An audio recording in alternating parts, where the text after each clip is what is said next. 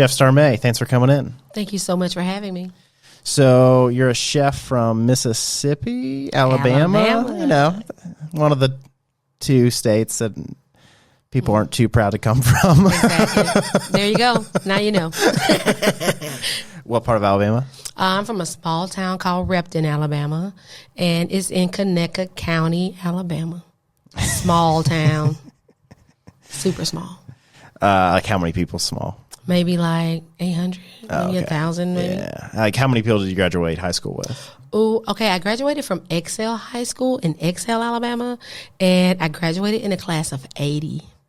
Wow. Wait, so you drove to another town for high school? You didn't have a high school in your town? Well, actually, that is the high school of my town, and it's K through 12 at one school. Like I went there from kindergarten all the way until I graduated high school. Nice. So when I tell people I have friends from high school, I meant like from 5. Like we were 5 years old. Wow. We all graduated together when we were 18 years old. All right. So in my neighborhood, I was homeschooled. So my only reference is like the kids in my neighborhood. And I like pretty much predicted how everybody would end up, like almost spot on. Right. Like the one like attention seeker kid that was like the most annoying. I was like, we'll totally end up a drug addict. Done. And then like the one kid that had great parents and was kind of like very mellow. I was like, he'll be a financial planner. He ended up like in insurance. Same thing. Yeah. So anyway, I'm like pretty proud of that. Now on your end, do you feel like everybody you went with, you kind of knew where they would end up? Yeah, I think so.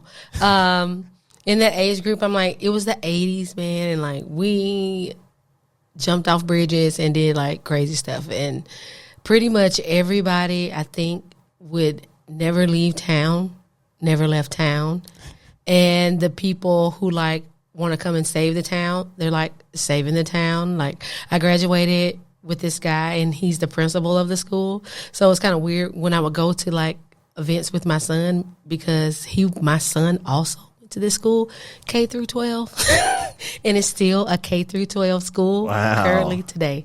Yeah, so it's very small. Okay, wow. Wait, so when did you leave? I graduated high school, and I think I moved out faster than anyone. I was gone the next day, literally. I'm like, I'm out of here. And where'd you go? I went to the U.S. Navy. Okay. I had a full scholarship to the University of Alabama, and I was like, no, you're not sticking me in Alabama forever.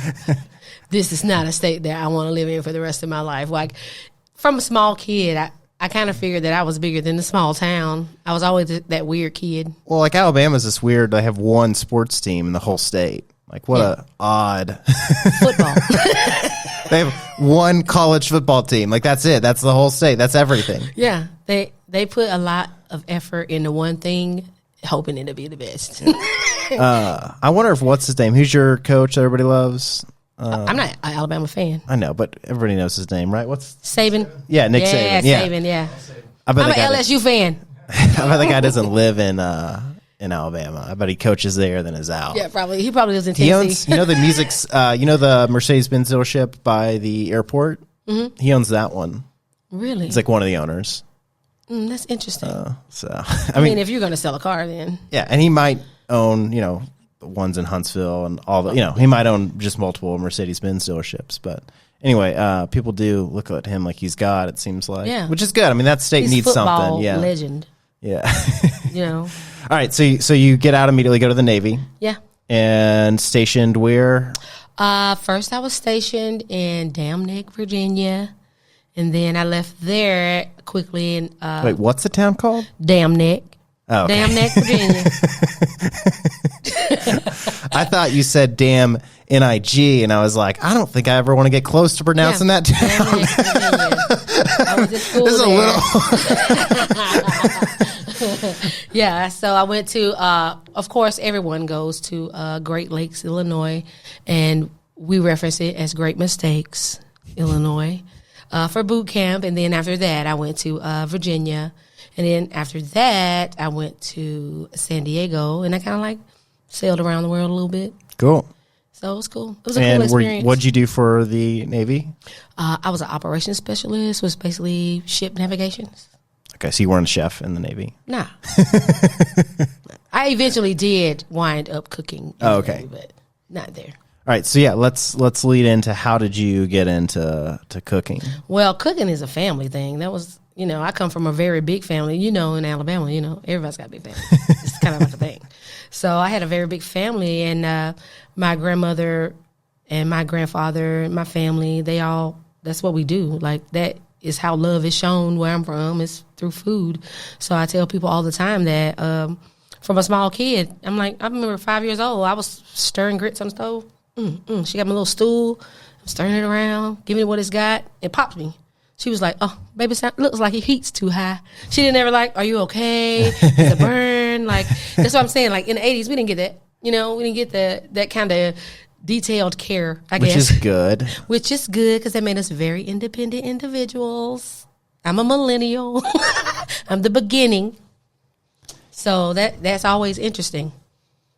Yeah, because I kind of have this thing that, like, do you know the comedian Theo Von? Yes, I do. So he's got this joke about like kids are so soft they need to be cooked at a little higher temperatures. A little bit higher temperatures. Yeah. It was exactly. like I don't, when I was in the wound, it was about 450 in there, and I think these kids are coming out about 125, and I just like always. He's a great storyteller, yeah. Right? But to me, it's like definitely like we're just a little too soft, little too soft. Exactly. And I was like, the only rules that we got is if it's no blood and no bones sticking out, then we didn't really get to complain about it. It's like that's not a conversation. Put something on it and go on with your day. Yeah. So I have this thing that like millions and millions of dumb and terrible and bad humans have kids. Yeah. And some of them like turn out fine. A lot of them turn out fine. Like the vast majority of them turn out fine. Yeah.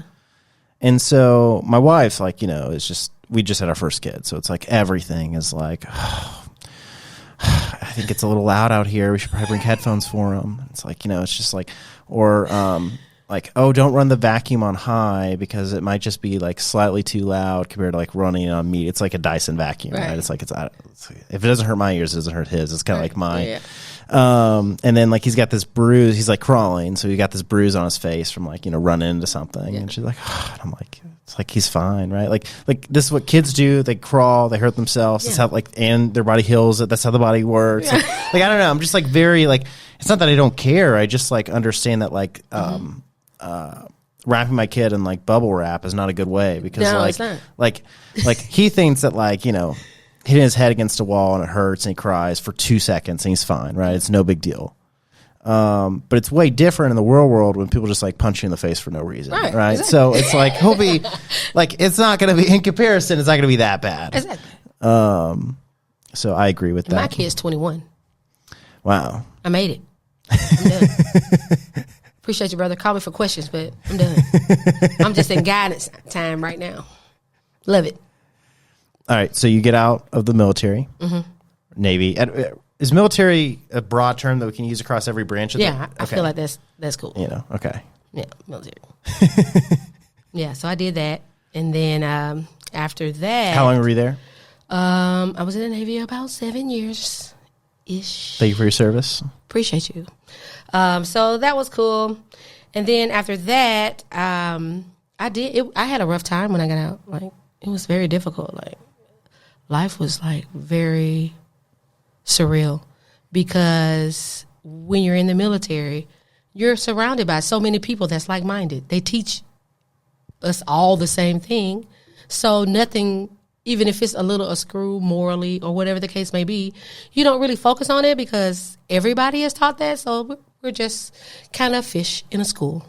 Yeah. We're following the rules and we're doing what we're supposed to do. And we did it for 7 years. Yeah, and then you've been doing it for 7 years. Like, they kind of retrain your brain, And so when you're in that type of environment where you can't do wrong, like you think that it's okay.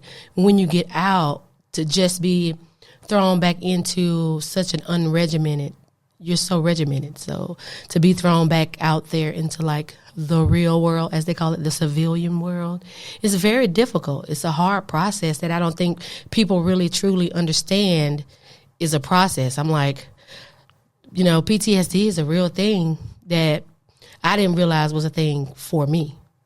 I thought I was excluded from the number because I'm star. Like, yeah. But it is a real thing that truly affected me that I didn't realize until much later. Yeah, I have the Army truck out there. I know, so I love people will always say, like, oh, were you in the military? And this is the best answer. This is the most vague, best answer you give. I go, I work in the private sector. That's it. That's exactly Because right. immediately they're like, oh, he must be a contractor of some sort for the I build websites. It's a cool little truck, you know. That's funny. Yeah, so, and then after that, I just kind of like flailed around quite a bit. I worked in fish camps in Alaska. What? Yeah, that was like the best. Really? I learned more things at this fish camp that you can't leave really because a plane comes like once a week, literally, for everything to drop off food. If you can go back, but you won't be able to come back until the next week because they only come once a week. And how long were you there for? It was supposed to be a 30-day contract. I was there for 6 months.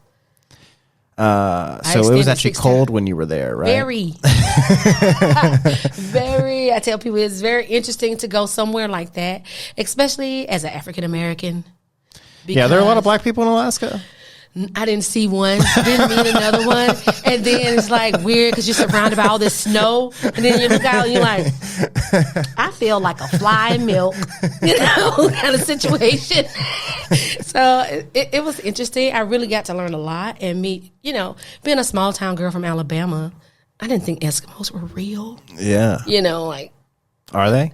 They are real. And they're like indigenous people and they know a lot of stuff. Like they taught me a lot of things about, you know, especially in the wintertime.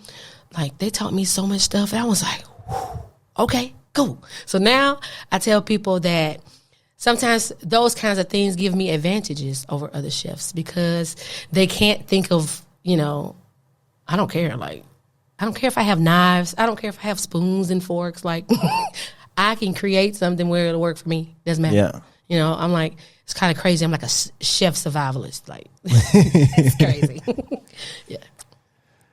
So, I learned something cool about Alaska. Did you know that you can walk from Alaska to Russia? Are you familiar with this? Mm-hmm, I am. Oh, dang it. I just learned it on TikTok. Go TikTok. You know what I'm talking about? So there's these, Daniel, do you know this? Oh, yeah. About these islands? It's only because I lived in Maui for a couple years.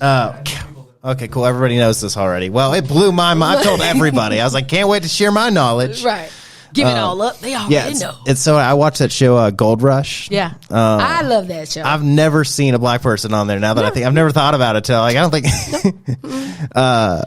So Todd, like the Hoffmans, that camp. Mm-hmm. So there's like the old grandpa Hoffman, and there's like younger Hoffman. Yeah. Well, he followed me on Instagram. Ooh. And I was like, that's cool, right?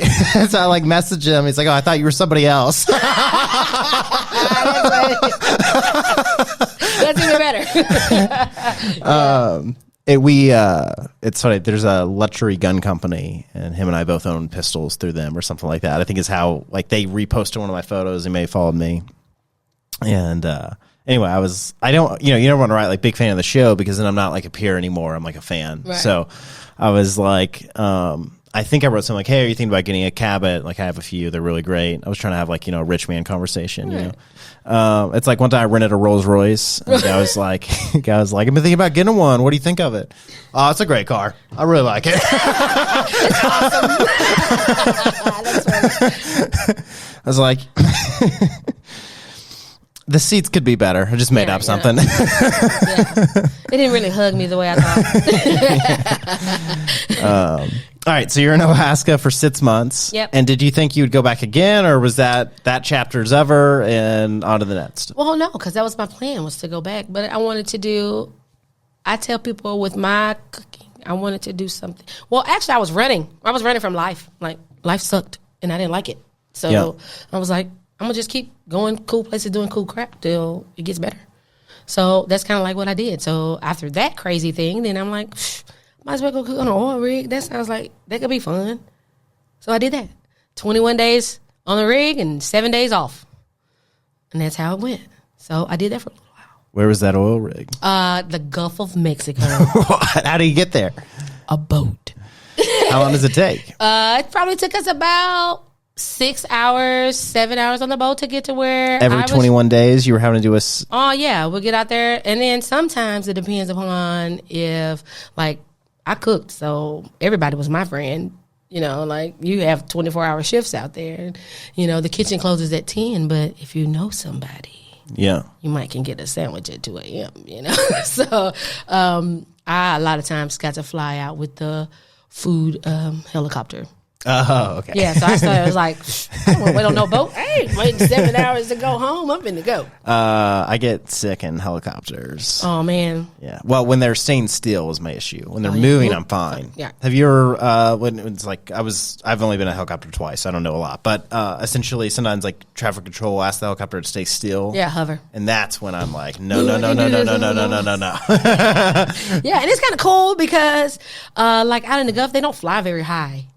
So it's like, so it feels like... Do you see the ocean moving as you... you can kind of just like, you know, it's just like a little hovering forward. And I'm like, I ain't never thought to do this. What were they, what would you be cooking? Did you make the menu or did they... Well, sometimes we get to fish. Like, we'll throw the nets out, you know, whatever we could pull if we're short. But, you know, they keep the menu pretty nice because... These people are out there. Some people are out there more than 21 days. That was a short stint. Some people are out there 6 weeks or whatever the case. So they do like for them to eat good. Like, it's nothing ribeye night and mashed potatoes and, you know, of course, seafood because you're out in the middle of nowhere. Do you have cell phone service? No. They give us like, they have special rooms set up where you can talk with your family on computers, and they have specialized phones that we use while we're out there. What does your son think of you? He thinks I'm pretty awesome. Like, he really does. Like, he tells all his friends, like, that's his mom and whatever. He's a pretty awesome guy. I was like, I'm just shocked. Like, I raised you. Like, yeah. And you're productive and an awesome person. Like, I did all right. I'm not real mad about it. So he lives in Clarksville, Tennessee, actually. He goes to Austin Peay University. And he's doing very well for himself. What's he getting a degree in? He's getting a degree in psychology. He currently works with children with autism and helping them get reacclimated and be able to go to, like, regular school.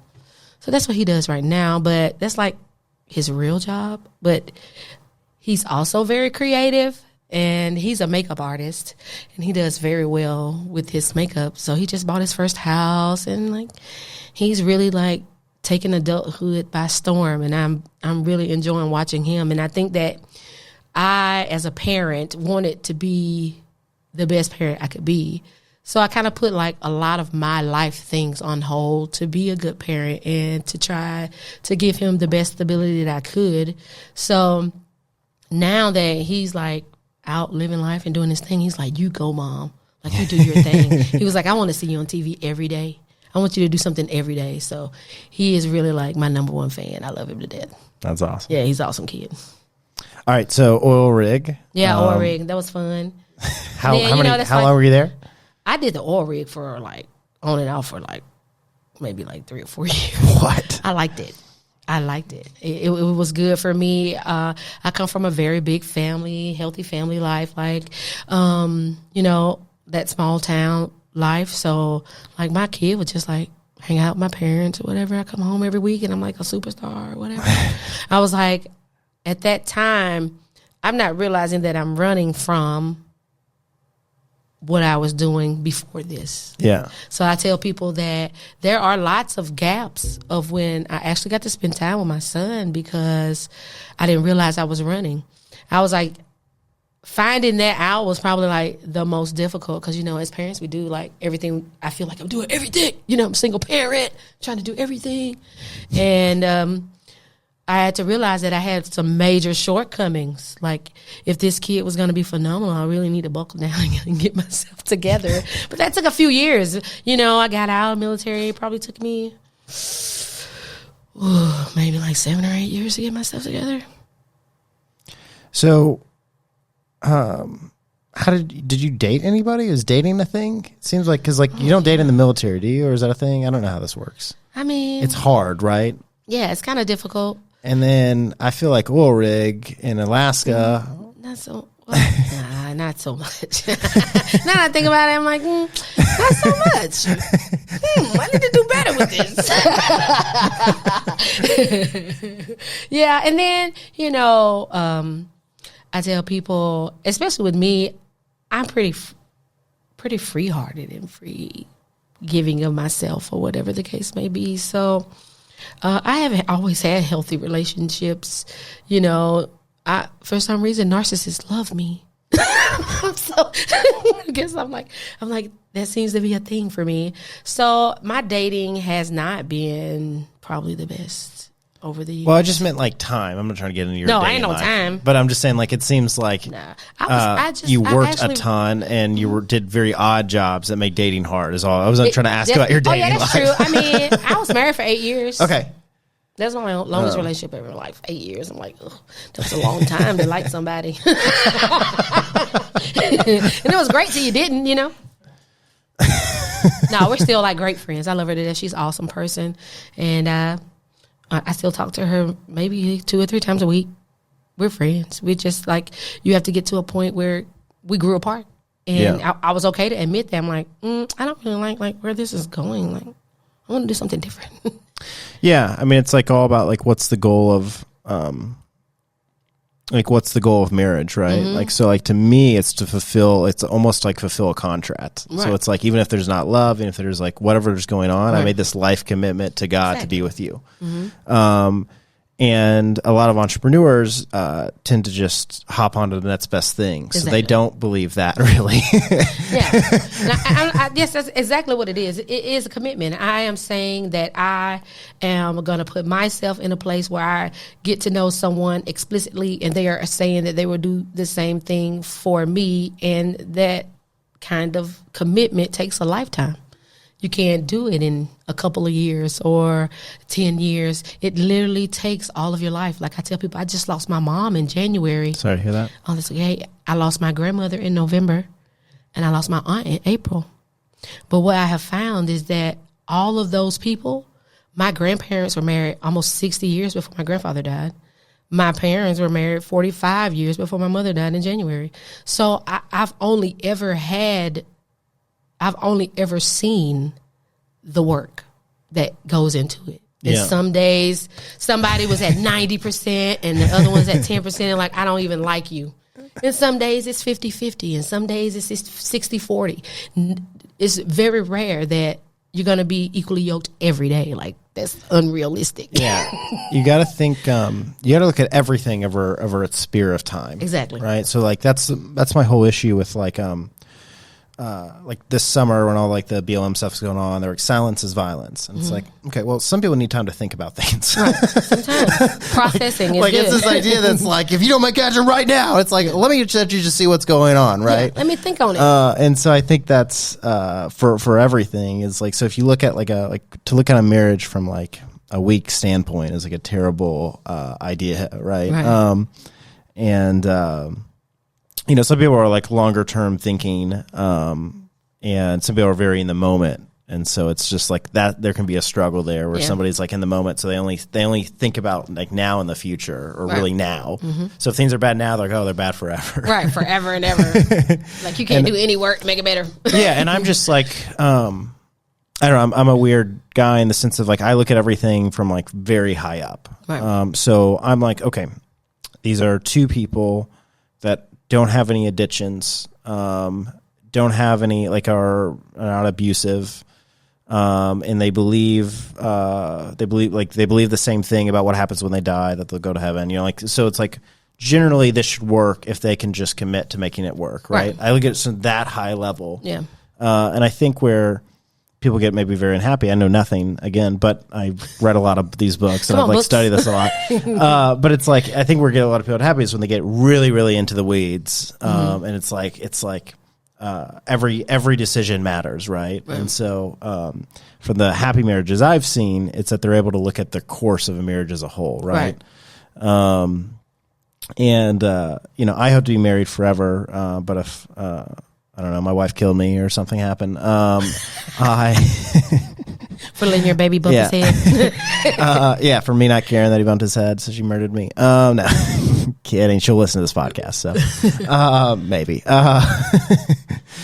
So if something was to ever happen, which I hope it never does, I would never talk bad about her. That's right. Always something I've always been really amazed by. That's like, well, like when people say, "Oh, my wife is crazy," it's like, well, you made a decision to marry her, so either you're crazy, you're bad decision making, or you're not very smart, you're not very intelligent, or you don't know how to analyze data, or you're not good at research. Like one of these core areas, but it makes you look the worst when you say that. When you say it, yeah. So I make this line that like every girl I've ever dated has been phenomenal. My wife, that makes her want to just punch me in the throat immediately, but it's just because I do believe I'm good at at looking at things. I mean, like, cool, like this person and I are going to be aligned and this person's not, so I'm not going to spend any time with them, right? So I just knew early on, you know, like some people are just very feely about relationships, right? But it's like I would sit down, like my wife and I's first date, I was like, these are my political views, these are my religious views, these are my life goals. What do you think about that? Exactly. Just get it out of the way on the first date, and then I don't have to waste time on 27 dates to find out that we don't have anything in common. You're cool to look at, though.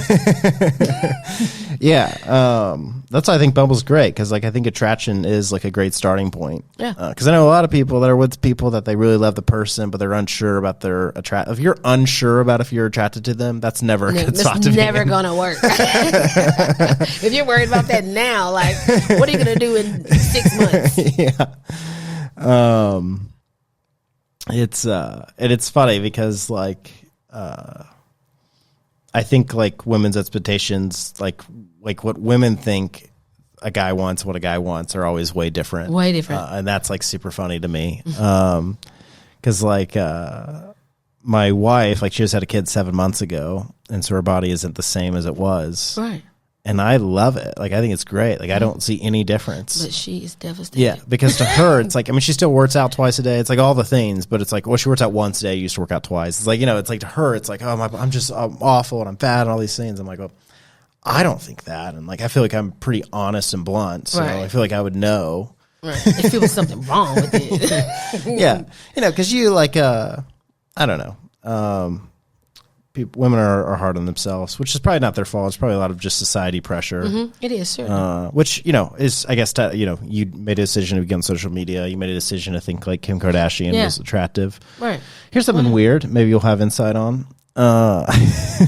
Maybe. So it's nothing to do with anything. We'll get back on topic in a minute. When I was growing up, it was a bad thing to have a big butt. Right. And I remember this because there were all these commercials where it's like he calls his wife's butt big and everybody freaks out, right? Right. And I've been like trying to figure out. I think it was Kim Kardashian, but I can't. But it seemed like some shift happened where all of a sudden, like a big butt was the goal and what everybody was aiming for. Keeping up with the Kardashians. How crazy is that? Because when I was a kid, I don't think I'm wrong. It was like a bad thing if somebody said you had a big butt. That was a bad thing. Women would be devastated. Yeah. Right. Devastated. And now it's like the goal. That was like the early 2000s. I was in California. That helps me realize, because that was like a real negative thing. Like, nobody wanted a big butt. But now it's like BBLs, baby. Like, I never heard of a BBL. I don't know what that is either, to be honest. A Brazilian butt lift. Oh. I don't ever want to hear that again. That's how I felt about it. And I'm like, what? I was like, what do you mean? So they take fat from other parts of their bodies and stick it in their butts. Wow. Yeah, see, like, I'm all for fake boobs. Sign me up. No problem. But no. Let it be what it is. Yeah. Well, also, it's like, it's one you can change, right? Like, apparently you can work out in certain positions. And like, you're a workout guy, right? You can probably increase your butt size if you, yeah. Where you can't just increase your boob size. That's not a thing, right? Not a thing. Exactly. That's what I'm saying. Do some more squats, or you know what I'm saying? Do some butt lifts or whatever you got to do. You can change it. But no, we like the easy way. So we're going to just inject some fat in there. Man. Well, now I'm curious. I'm like, man, I wonder if any of my friends' wives or anything. Like, I wonder if this is. Right. Is they're weird. I'm going to tell you how you know. I found out because I started watching. I've never watched reality TV, but I heard about this Gold Rush. Yeah, I've been watching like all the TV about the PPP loans or whatever, and it's like these people are using their money for this, like $14,000, $30,000 to have butts, like, and you could have just went to the gym. Like, that's crazy to me. Yeah, well, I mean, this just shows that America is the greatest country the world's ever known. When like this is the things we do with our money, right? Yeah. Like that's how you know we're That's how you prosperous, know. right? Like you can act like you can say whatever you want about capitalism, but it's like, well, capitalism works so well that people like butts. pay money to have fake butts, right? Yeah. Like they always like that's how well. Like you're not doing that in Cuba, I'll tell you that. No, like, not at you're all. Not doing that in North Korea. No, they're not. So it's like, I mean, it's also the downfall of society. You could probably read it there, but this obsession with self is not going to end well. And it's and this is like a perfect example of that, right? Because like ultimately, if you look at people that have lived good lives, so your mom, your grandmother, what do? They focused on other people most of their life, didn't Yeah, they? it is. It's like this like key thing where we've now made this shift where it's like all about you, your feelings, what you want, all these things. Me. And when you make it all about you, society as a whole It takes suffers. the humanity out of it. Yeah, for sure.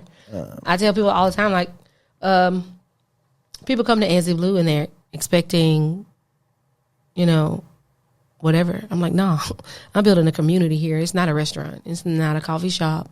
It's not any of those things. It's a community when you come here because I care about the people. I'm speaking to you when you come in the door. I'm coming to sit by you and see if you're having a good lunch. I might have lunch with you or have a drink or whatever the case may be, because those things are important, because as a whole, we have gotten away from that. Like, people think I'm a rarity or I'm unique. I'm like, no, not really. I do care about my fellow man, probably more so than a lot of people that I'm meeting today. And I think it's refreshing to them to see that somebody just like cares about me just because you're a human with blood flowing through your brains. I have a natural respect for you just because of that.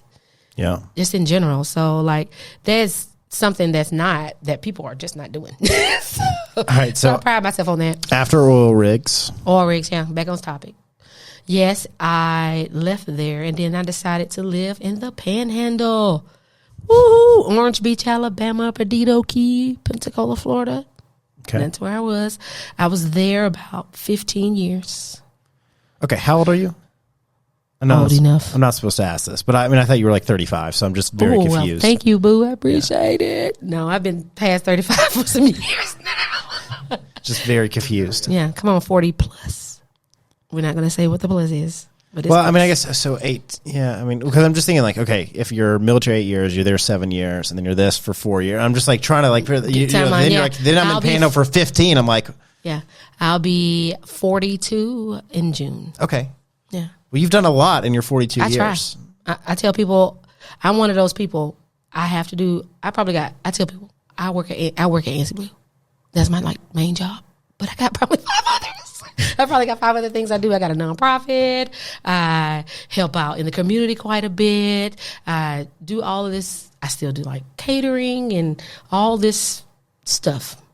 Just because if I fill it my day with things, then it makes life easier to go by. Like, to me, I didn't do anything today if somebody didn't benefit from me being there. I didn't do anything.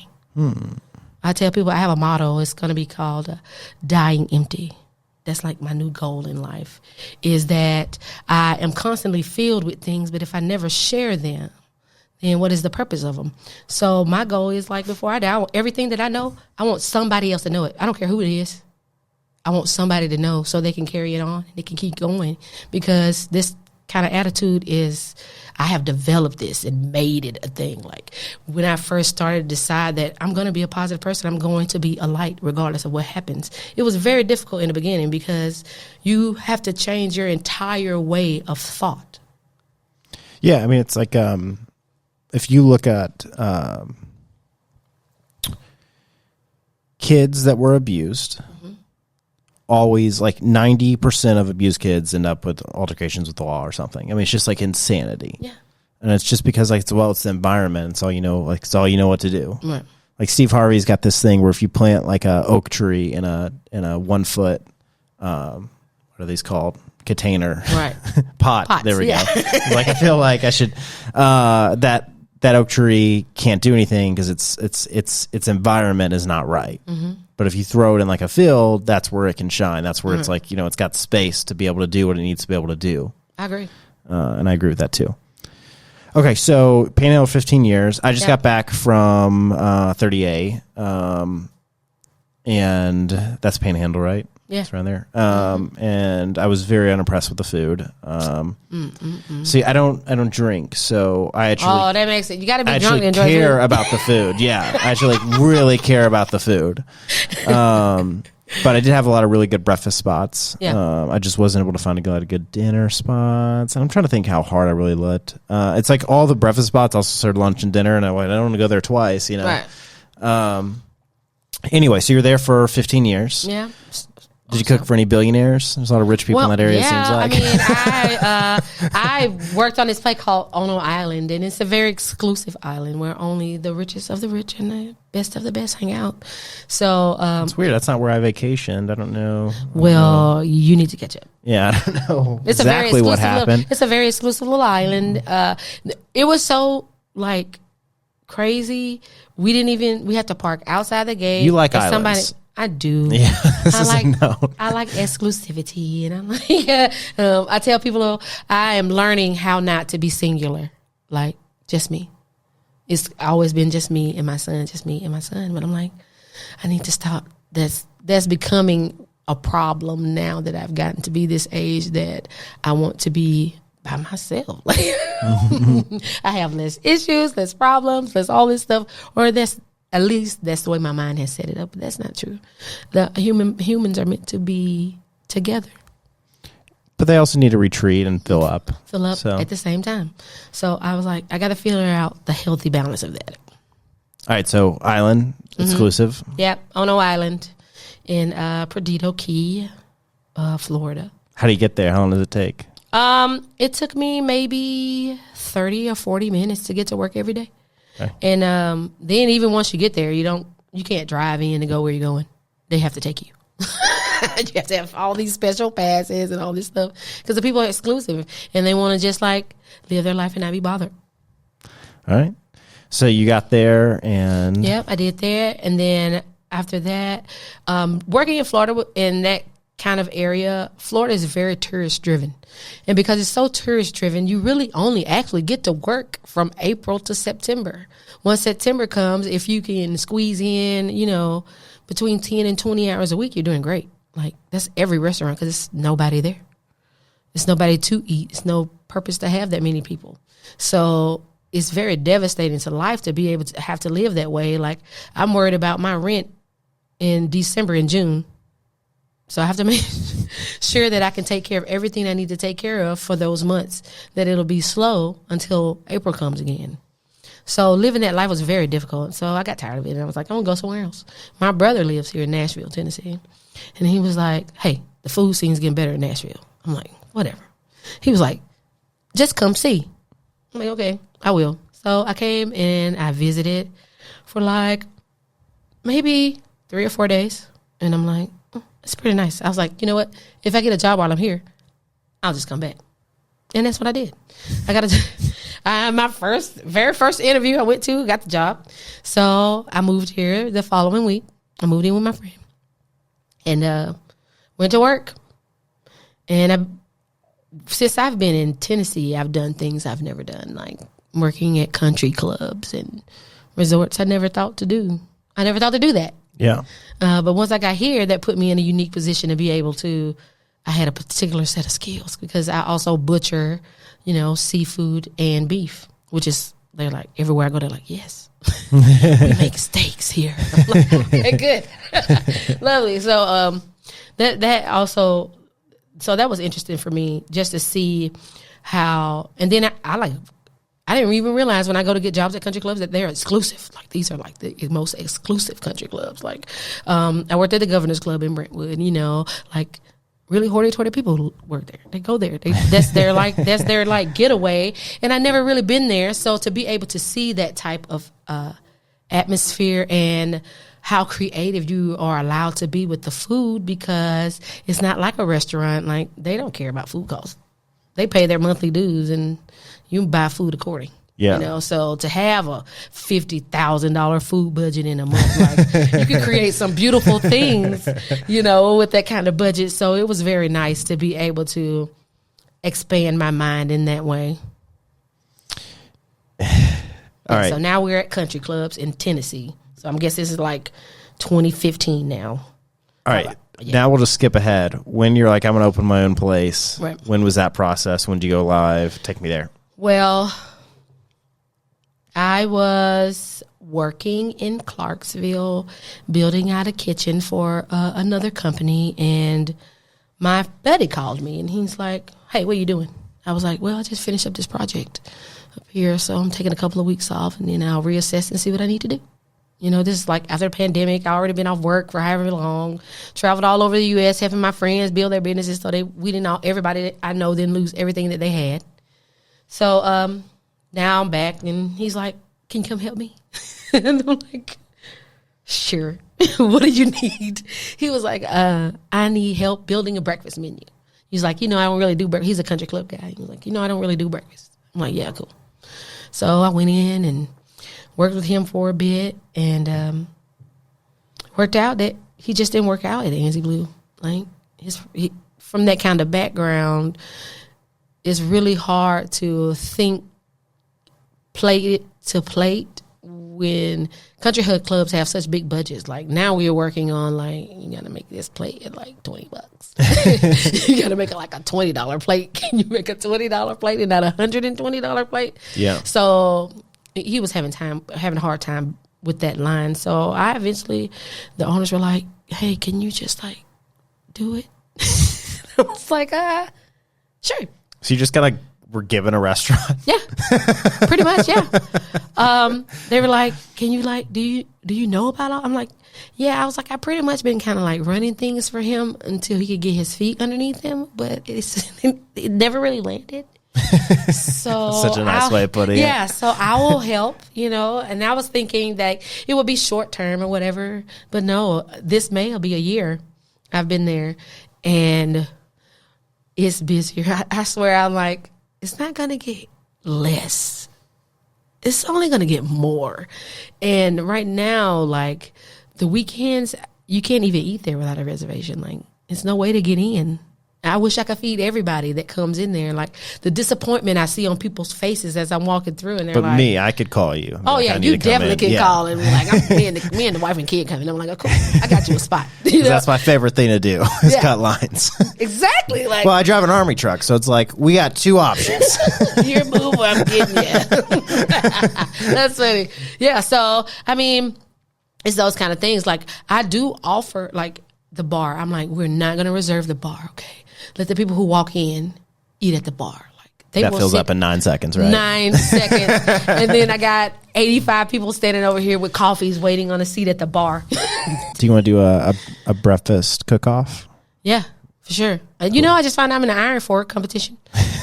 And I'm like the only person that don't have like 15 restaurants and got all this stuff underneath my belt, all these competitions and all this stuff. And they was like, like, you really just like hit this market and you've hit it really hard. Like, we see you everywhere. And I'm like, yeah. All right, what's on the breakfast menu? Oh, it's so much. I got chicken and waffles. I got... All right, let's talk about that waffle. The waffle is Belgian, fluffy, and great. So it's not a crispy Belgian. It's a fluffy one. It's a fluffy one. But thick or thin? Like, how is it light? Mm-hmm. It's light and fluffy. It's got a little bit of dense to it, but it's a great waffle. I have lots of compliments about it. And the chicken... Don't nobody make better chicken than me. I said it. Yeah, well, I'll be the judge of that. I eat fried chicken for every meal, so I'll me know. too. That's why I tell people it's really the reason why is because Daniel's a trainer, so he's so pissed right now. No fried chicken for you, Daniel. Yeah, so but I make the flour in house. That's why. Oh, so go ahead. I make the flour in house. Like I tell people I got gloves on here, and I'm in there. And I stir it. I'm turning it with my hands. I make it. I feel every granule. Did you ever have Pinewood Social fried chicken? Yes. Before they changed it? Yes, I did. Have you had their new recipe? I haven't had the new recipe. Not near as good. So I heard it's less impressive than the last. Yeah, so the last was a weird, I don't know what it was. I mean, it was a different texture, but it was some of my favorite. Gus's Fried Chicken in Memphis is actually probably my favorite. You know what? I've never been to Memphis. I've never been. Have you been to Gus's Fried Chicken, though? No. Oh, you should definitely check that out. I will check it out. I will. So, that's what we do. Yeah, okay. Well, yeah, I know I can. I feel confident I'll beat you with waffle. I've been perfecting my recipe, so I feel confident there. The chicken, there's no way in hell. I can make really good grilled chicken. I can make really great like chicken fried rice, or really great like stir fried chicken. Chicken dishes. Yeah, but a fried chicken, it's never as good as like KFC before KFC was bad. You know, like when KFC, like back before in like they had 8-leg chickens. like the early 2000s, KFC was pretty lit. Yeah, right? it was. Yeah. Nothing was better than the original. Yeah. All right. So we got chicken and waffles. Yeah. Shrimp and grits. And I do a Cajun style shrimp and grits, which most people don't know. And then to top it all off, we have Conecuh sausage. What is that? That's what everybody says. But when you eat it, it is like, I had a guy come in today and he's like, I'm keto. I'm like, bro, you can eat here. You can eat here, bro. Well, I got eggs. I got bacon. I got sausage. He's like, what kind of sausage you got? I'm like, Conecuh sausage. He's like, I never heard of it. I was like, let me change your life, because that's what's going to happen. What is it? What's it? Tell me to do. Remember earlier in the broadcast, we was talking about how I'm from Conecuh County, Alabama? Yeah. Right. The sausage is from there. I tell people, I didn't know people ate any other kind of sausage until I left Alabama. Like, I didn't know about andouille sausage. I didn't know about all these different blood sausage. I never knew about any other sausage. I'm a Tennessee Pride kind of guy. Come on, Tennessee. And I do like their patty sausage. It's great. I use their patty sausage at Anzie Blue. But, yeah, it's nothing better. That's our link. It comes in a rope. And I think the only place you can get it in Nashville is Kroger. I've searched high and low for it everywhere, and that's the only place I've ever been able to obtain it. And then it's not even the one I like. So let's talk about bacon. Oh, man, we got the best bacon. Pecan smoked. Say it again, people. Pecan smoked. How thick? It's pretty thick. I do probably 18 to 20 slices. So it's like maybe, it's pretty thick. Have you heard that Jim Gaffigan joke about bacon? What about it? No. He's like, it starts at like an 8.5 by 11 inch piece of paper and it ends up a postage stamp. No, mine's probably like maybe a nice letter to your mom, like maybe 4 or 5 pages thick. And then, and he was like, but like while it's cooking, it's like it's talking to you. It's making that sizzling sound. It's like, bacon, eat me. Yes, for sure. I tell people always like, what is your favorite part? Like, watching people when they eat your food. I'm like, look, it's gonna sound weird. I'm waiting on sex noises because when the food's good, you can't help. It's like a human thing to be like, I'm like, yeah, it was a noise I was waiting. That was good. I had the best bacon of my life, made by a chef in Dallas. Okay. He what's it called? Where he brines it himself. Okay. He has like a special brine, and it comes like a slab like this. Which I'm sure you're like, duh. But in my mind, I'm like, what do I do with this slab?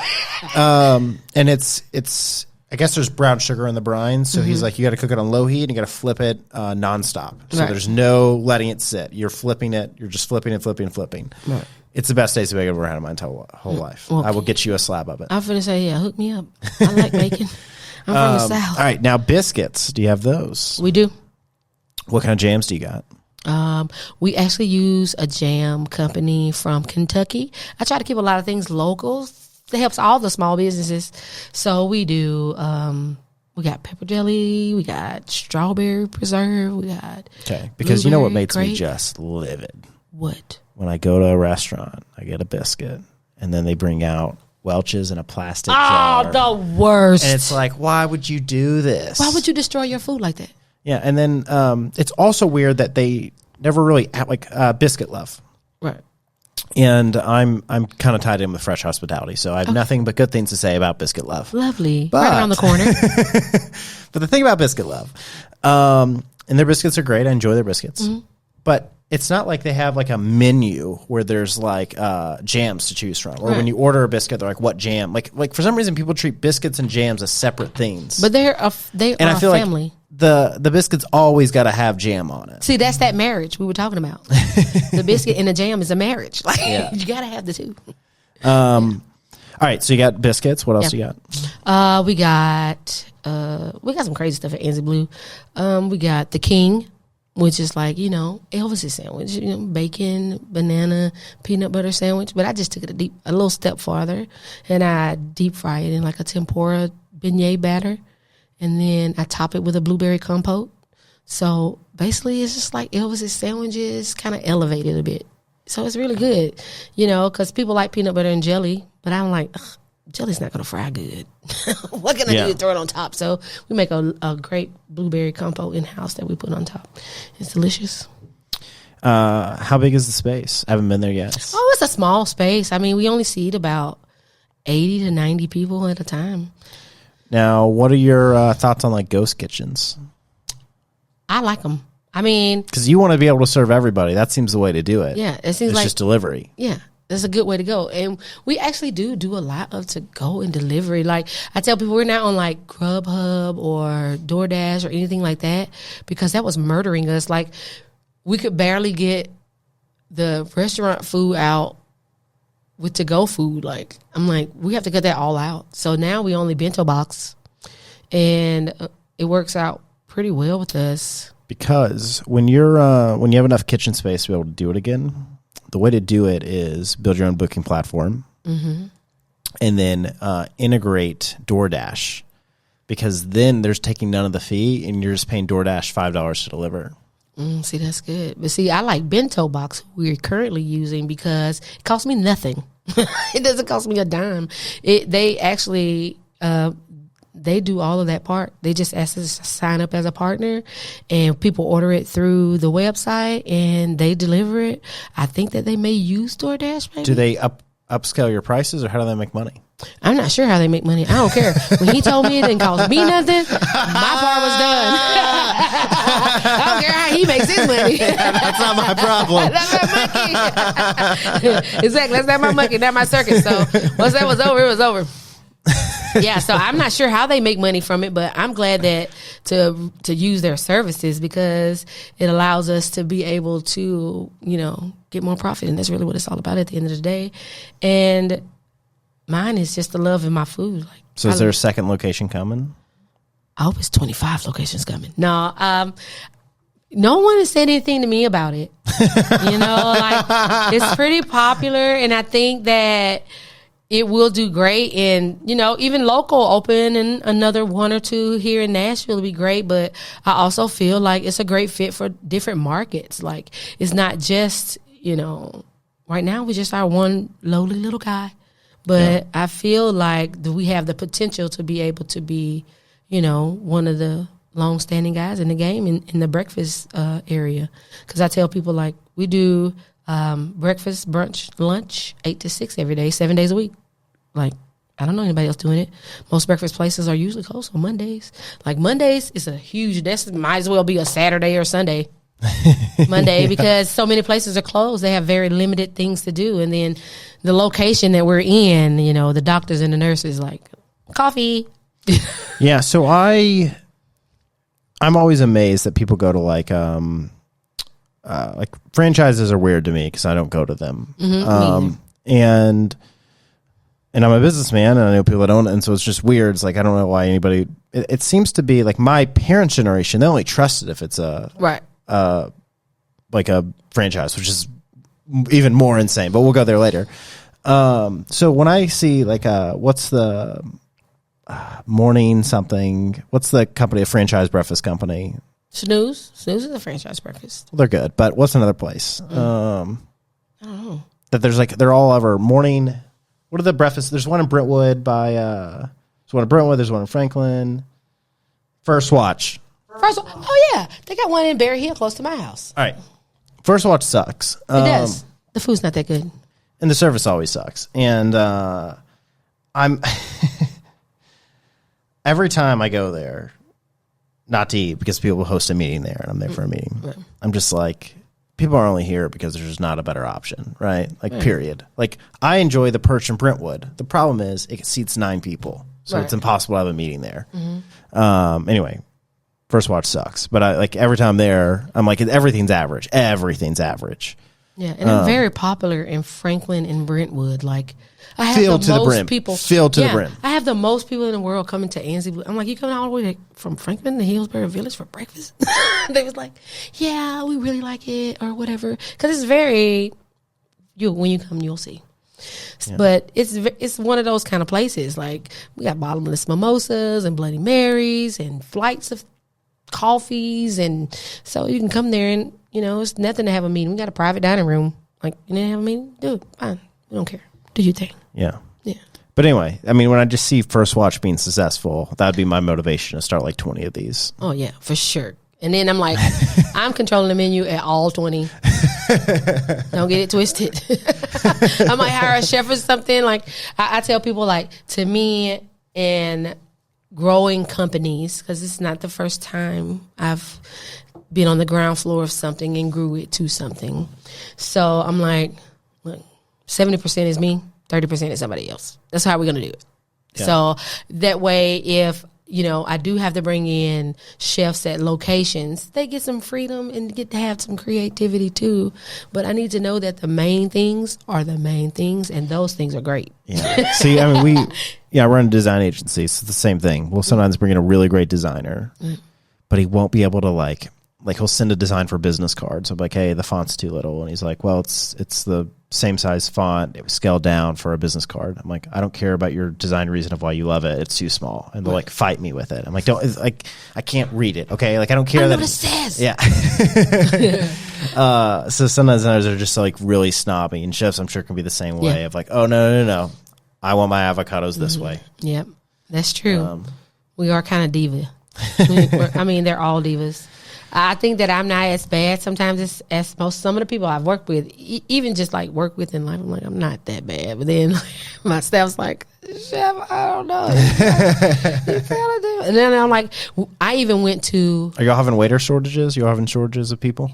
Yes. I've been working 7 days a week for like the last month or something. Because for my people to be able to get a day off, I am their day off. So that leaves me working 7 days a week. How do you fix it? There's got to be people. What? I want to meet them. I mean, I'm saying they exist, right? They got to exist, but I don't know where they are. They probably downtown were there 2 years making way ago, more money than I can pay them.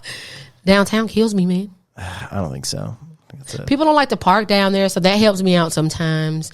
Like, and then also I tell people my kitchen staff are like more of a older kind of, like, I think all of my people are 35 or older, because now they're in their like settled life. Like, I don't need to make $25 an hour and park and pay $240 a week to park. Like, I don't got to do that anymore. So that's what I'm currently getting in. I have a very small staff, like, but we make it happen every weekend. I'm like, some days I'm like, I don't even know.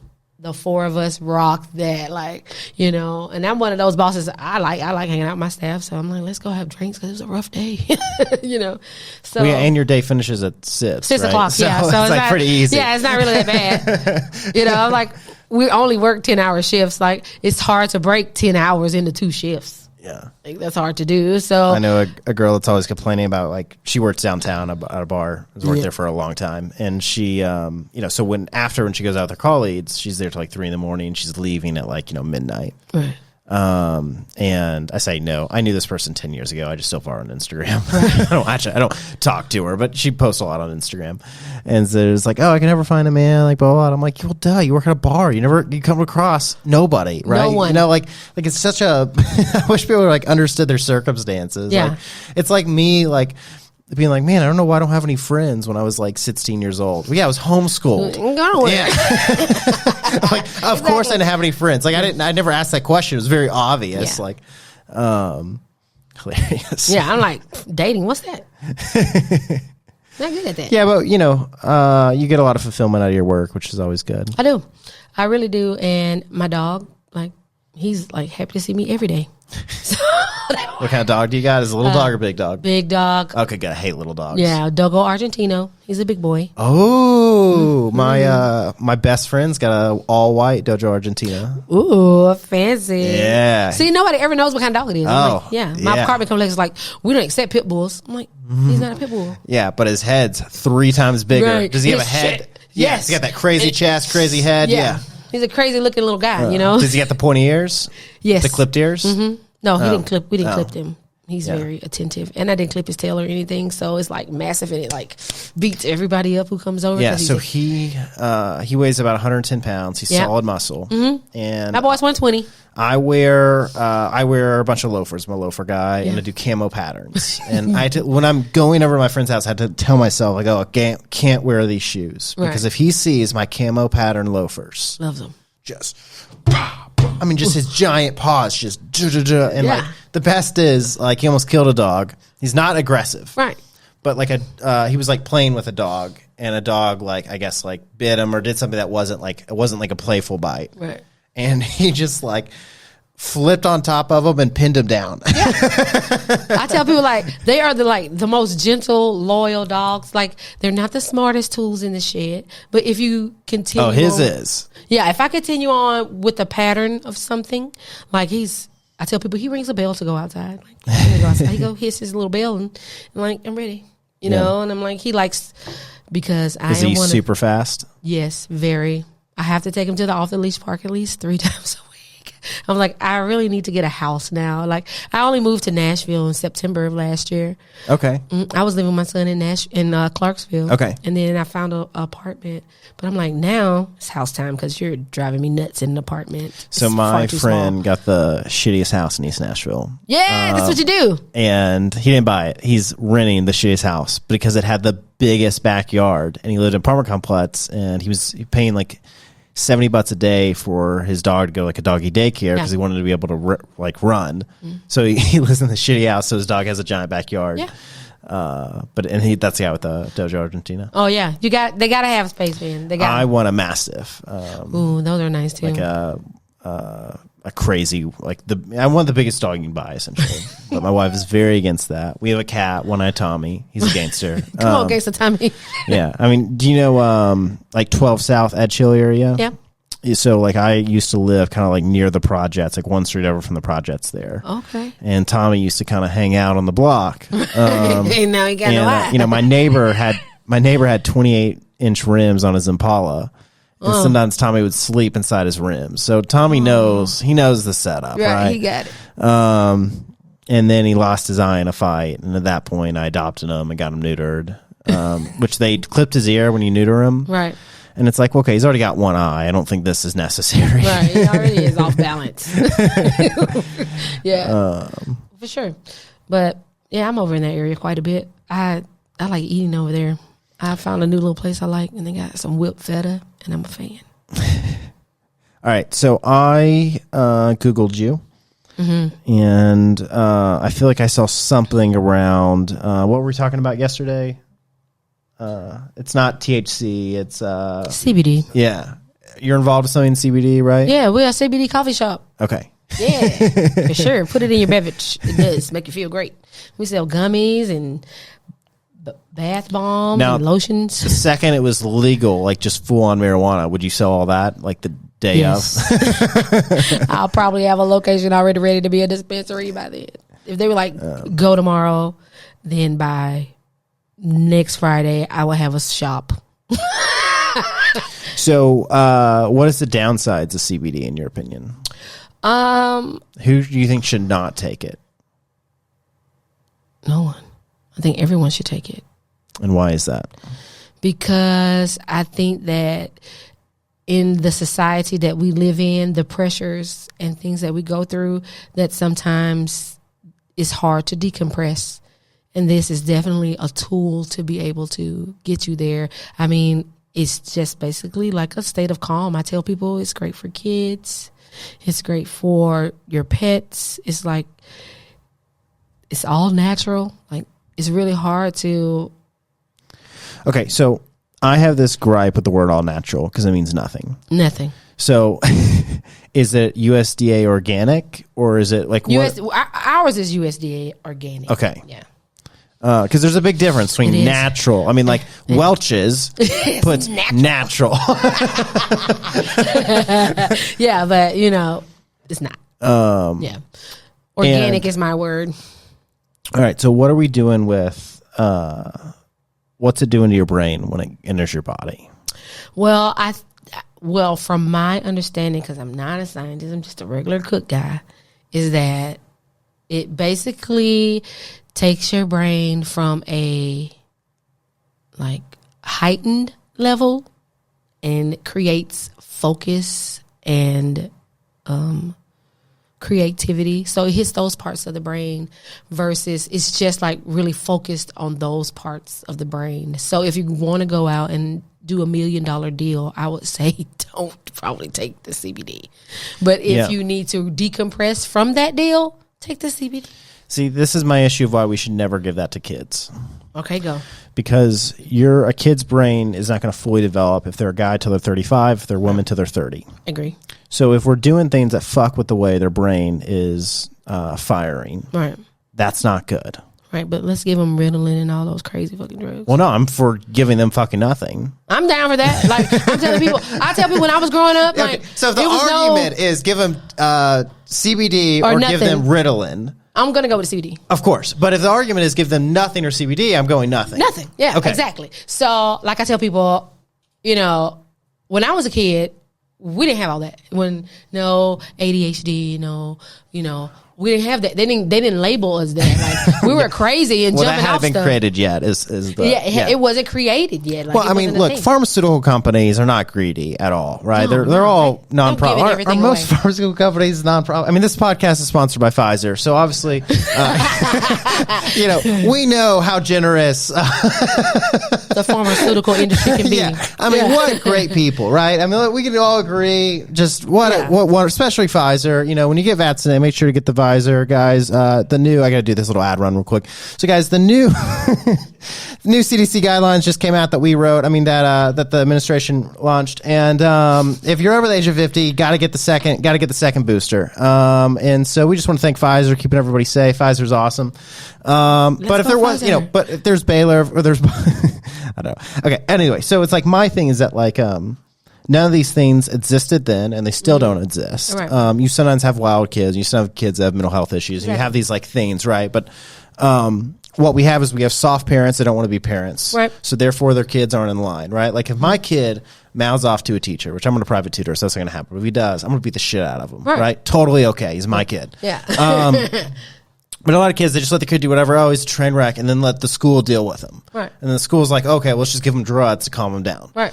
Right. So it's I'm sure the pharmaceutical company is hey, we're happy to make this drug. But the other part is parents do a bad job at parenting. Yeah, they really do. They really do. I'm shocked every day about some of the stuff that I personally see. And I'm like, did you really just do that? Did you really just do that? Yeah, it's for example, we're not going to let our kid on a cell phone at a restaurant. Yeah, no. And I can't go into a restaurant where I don't see a 2-year-old, a 5-year-old, a 7-year-old all glued to their phone, and their parents are like, well, it makes it where we can enjoy our dinner, right? And it's no, you could just give your kids manners and teach them how to enjoy. I had somebody tell me, one of my reps, I was like, oh, you should bring your wife and kids because it's pretty nice to have live jazz on the weekends. He was like, I got a 1-year-old and a 2-year-old. I was like, so. He was like, they're a little unruly. I was like, well, how will they learn how to act at a restaurant if you never take them? Number one. And if they always go, they're on some kind of device. They're never going to learn how to be able to live in this kind of arena if you keep doing that. Yeah, our kid's 7 months, so it's okay when he does things because it's when he's 7 months old, he doesn't have a clue what's going on. He can scream. He can throw things. But, for example, my brother, who's a very lazy human being, he would just let his kids run around a restaurant, just sit it and then let them just do whatever. Yeah, I mean, annoy other tables, do other things. And I stopped going out to eat with them. I was like, I can't do that. You gotta. He's like, they're kids. I'm like, I don't care. They're kids. You gotta have rules. You gotta set things so your kids know this is how I behave. Like my thing is, no matter how crazy your kid is, they can probably be trained to be good for 1 hour. Yeah, agreed. And then I'm like this. That's how you get. That's how the entitlement happens. That's how it happens, is that you keep giving them things. And then now it's like, I don't have to do anything to get it. It should just be given to me because they've been giving it to me. So my kid would say his life was very different. He would say his life was very different. Like, I definitely, as a small person, teaching him to grow into life. To me growing up, my biggest issue with myself was I wasn't the best decision maker. I made really bad decisions like all the time. So I'm like, I'm gonna teach him how to make better decisions. So everything he ever did in life was a choice. I gave you a choice. You get at least 2. Sometimes you get more. Pick one. Which one it's gonna be? And tell me why. So that's like his whole growing up. He's 5 years old trying to explain to me why he wants to eat at McDonald's versus Burger King. You know what I'm saying? So to me, those kind of things were important. Like, but I'm not feeling that the kids of today, like, I deal with a lot of like college kids because the front of my house, like I'm near Vanderbilt, Belmont, and Lipscomb. Like, it's natural that I'm going to have college students because that's their peers. That's who I hire to work in the front and make coffee and do all those because that's who's there. But I tell people I can definitely see some shortcomings. Like the work life, they're going to college or whatever. It's going to be different for them. It's going to be hard for them to transition in life, just like learning life things. I had to teach a 20-year-old man how to sweep and mop, and you're the dishwasher. Like, why did you even apply for this job? Like, I'm trying to learn. Well, I will teach you. Let's do it together. We will learn. And I taught him how to sweep, and I taught him how to mop. That guy should never be near anything that affects his brain. Any box of rocks, bro. I'm telling you, a box of rocks. So with that, I guess I kind of feel like I'm raising them too at the same time. Like, you're at a job and I could just be a chef and just like, blah, I don't want to. But when a person meets me, I need them to be better than they were when they met me. So if I have to teach you how to sweep, bro, let's learn how to sweep today.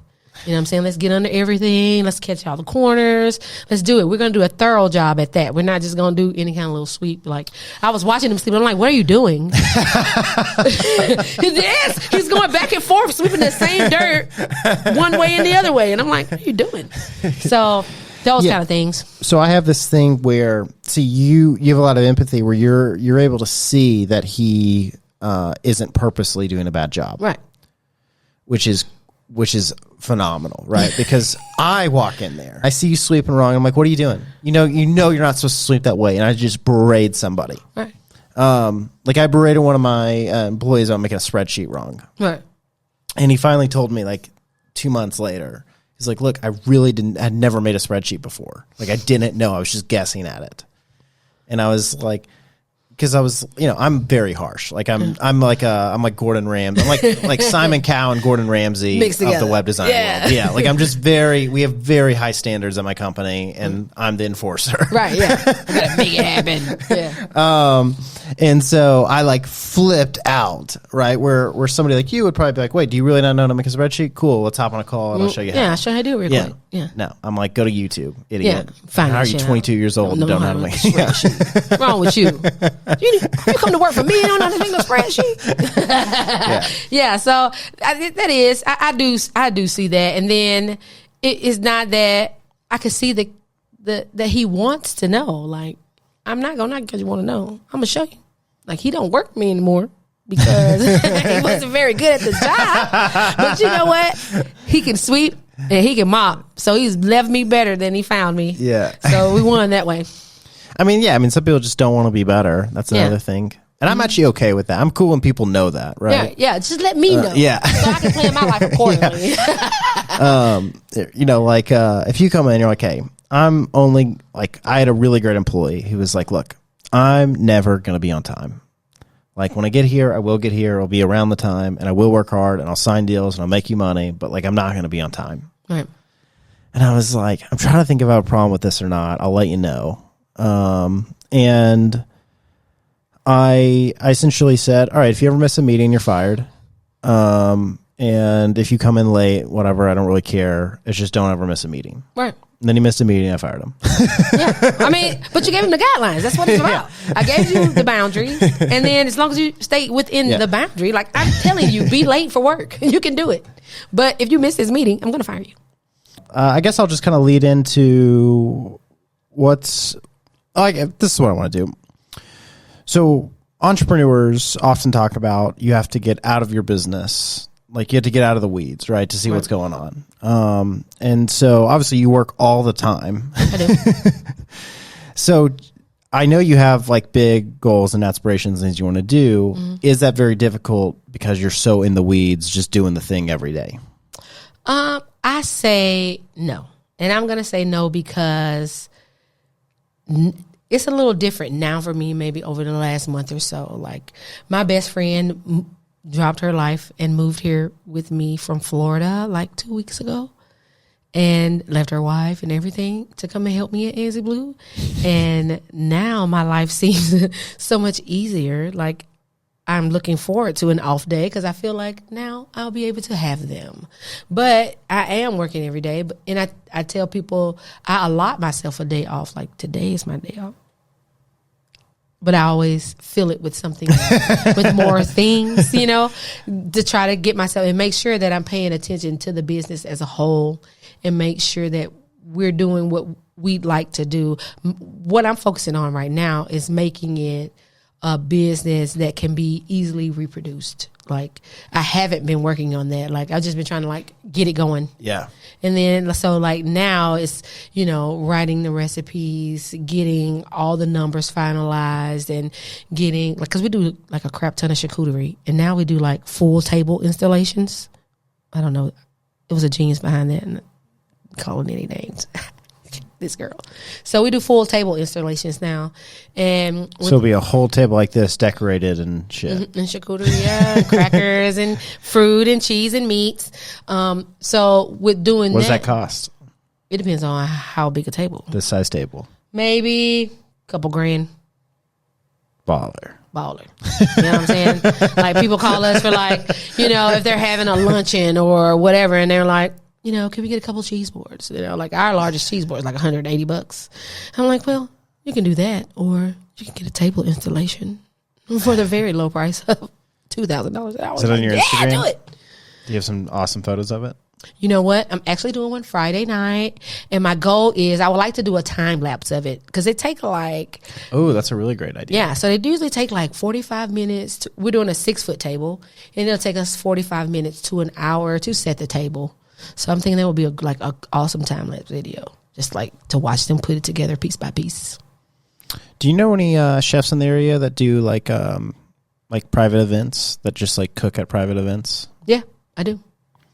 I host a poker night once a month, and I'm thinking about my next poker night having like a.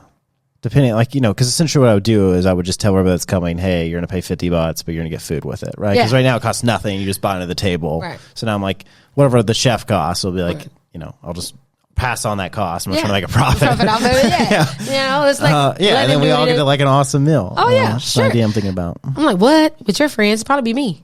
Okay. Yeah, well, because there's this. When the weather gets good, which I thought was last week, but I was incorrect. I thought it was yesterday, but I was incorrect. I have a garage, and so I'm thinking I'll host the poker night there, and then I can set up a place for a chef to cook.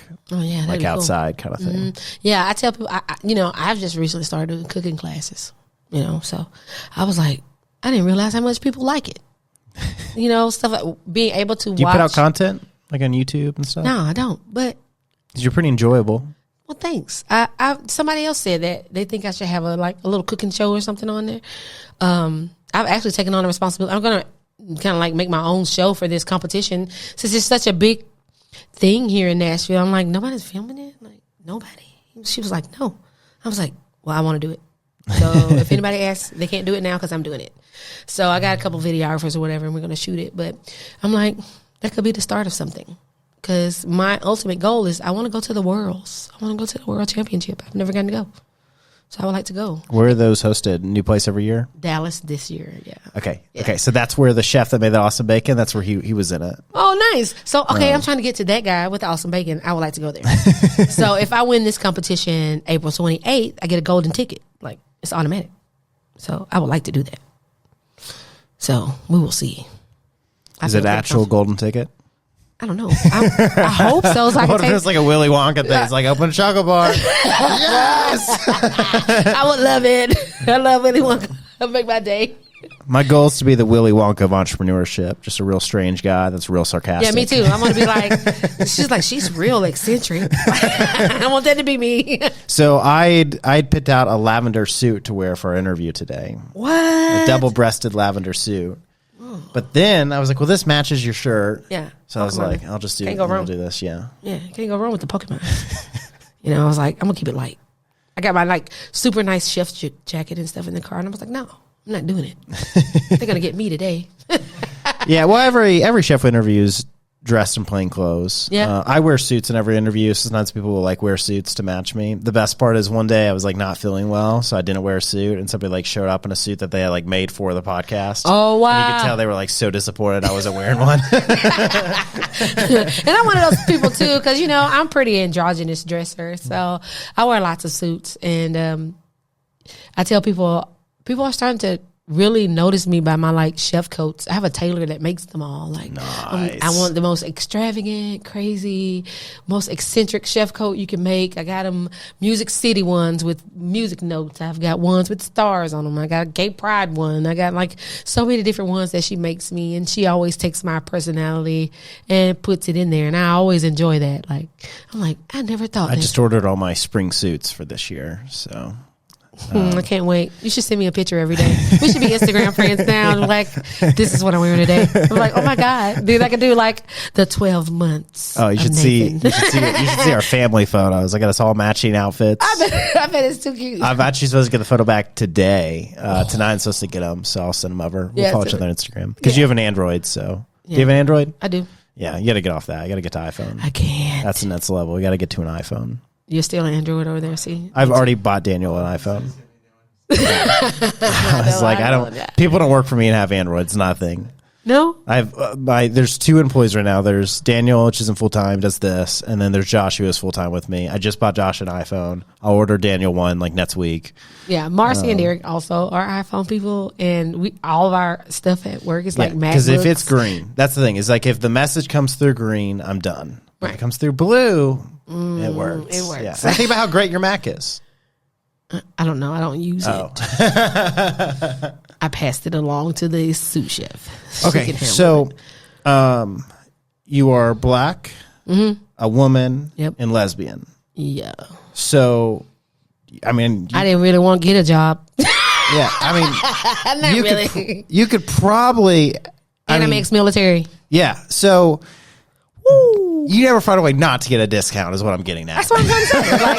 Everywhere I go, I tell people all the time, I can't wait to be 62. Then I'm I'll be the best of the best. I'm not paying for nothing. I've never paid full price for not anything. Once. Yeah, for sure. For sure. I tell people, if diversity had a poster child, it would be me. You can't. It doesn't get any and crazy. single mother. And single mother. I'm saying.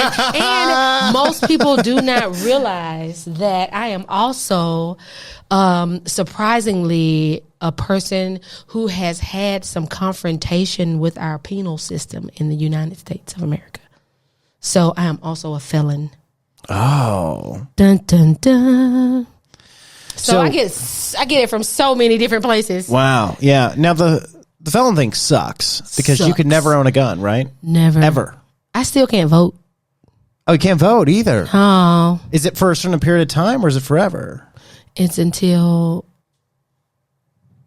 it's going to be forever. No, I mean, is the rule a certain point of time or is the rule forever unless somebody returns it kind of thing? Well, I think that rights can be restored now for the most part, as long as you don't owe like restitution or any like crazy stuff like that, which I do. Owe the state of Florida $65,000. If anybody want to pay that, I'm cool. You know, but it's not worth that to vote, right? It's, I mean, it's not like, worth the $200 to vote. I mean, well, I've been paying it for 15 years. Oh. It's just never.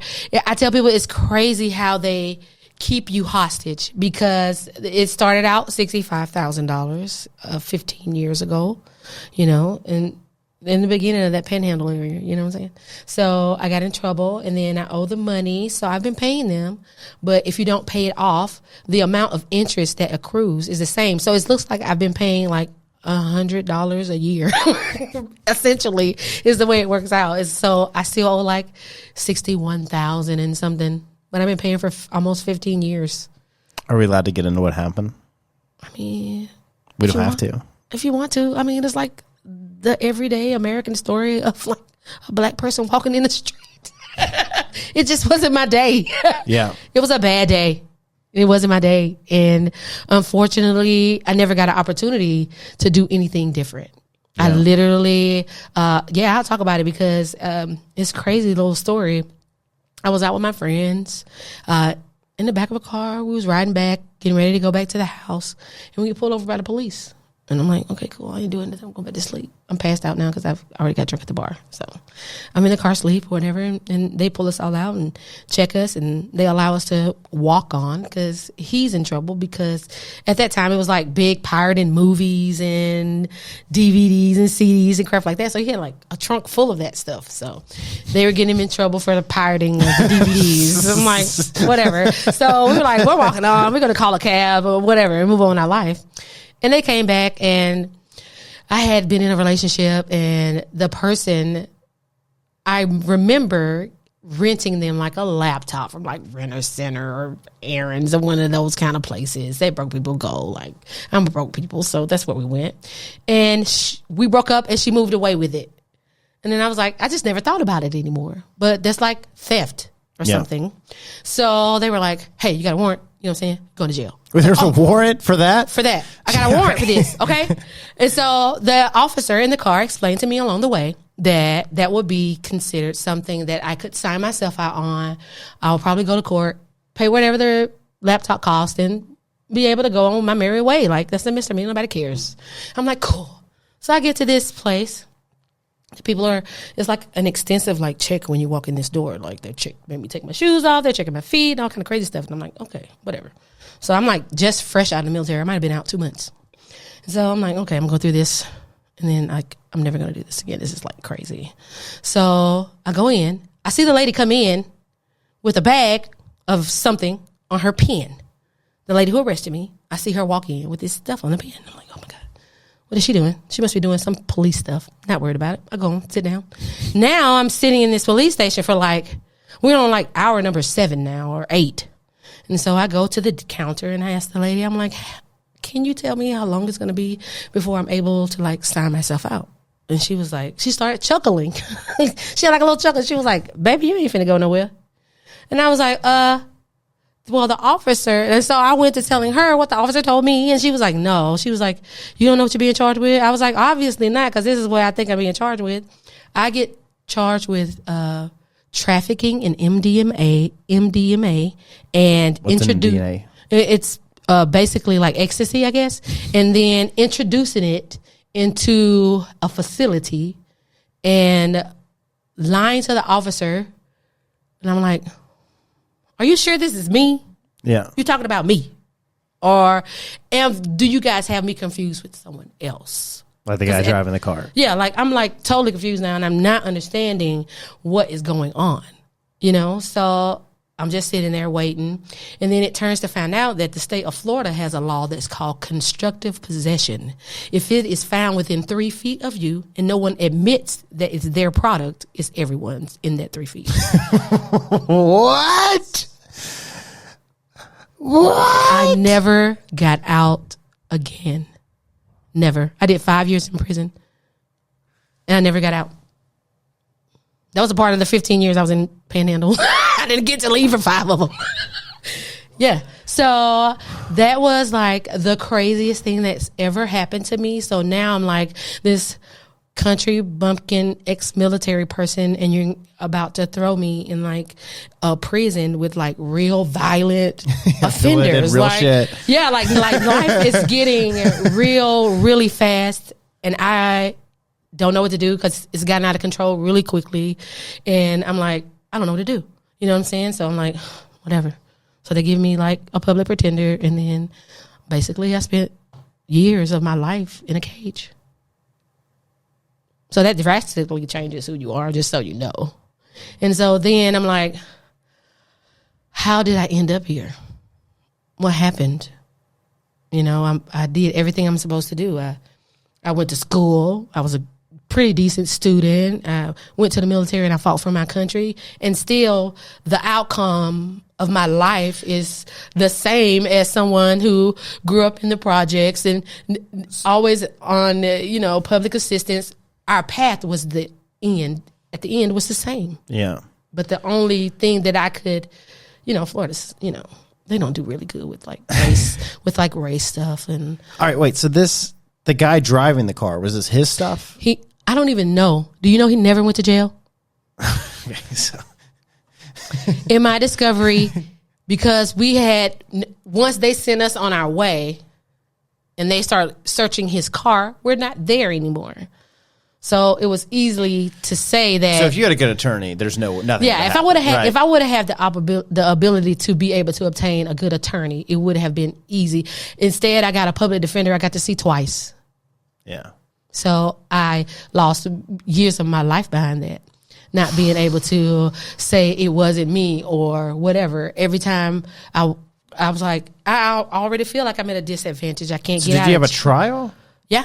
And how did they find you guilty? Like, didn't they just lay out the case that, like, hey, you rode in a car, you walked away? I thought, as a matter of fact, because I had been stuck in jail for so long, I wanted to get out so bad, and I didn't even do it. I was like, I'll take a plea. Just give me what you got. Yeah. So they gave me a plea of like 5 years of probation with whatever's. And I'm like, whew. They called my parents and they come down with my son and my sister and my brother, because now we just think we're just going through the motions. So they're going to pick me up today because I'm just going to sign the paperwork for the probation. No, the judge decides that I'm going to prison today. Even though you were ex-military, you had a clean record. And I had a couple of officers that I was in the military with come to speak on my behalf. I had great character witnesses. What? Yeah. Wait, you had people come speak in part of your behalf and they still sent you to jail? Yeah. See, okay, so there's lots of things here to unpack. This is the next 2 hours of the podcast. Come on, 2 hours. All right, this is one. I mean, like, that's awful, obviously. Yeah. I have no words. It's mind-blowing. Okay, so you have like a bullshit charge, right? That's like first thing. Yep. Second thing, you have a corrupt judge. Yep.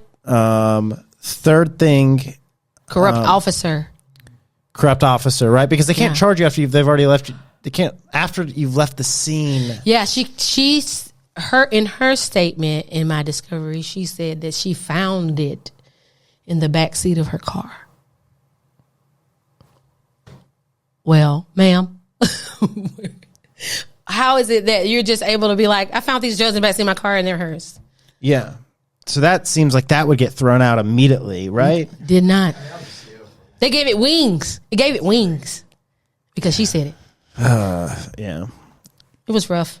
So that was a rough, like, little patch. She spent 5 years in prison for that. Yeah. And you didn't come out and murder anybody. No, I even got nicer over that. Oh my time. God. I was very angry. I've actually gone to prison and did time for something I've never even done. In later years, the officer who actually said that the drugs were my drugs that were in her car, her brother and I are friends, and I ended up at one of their family functions.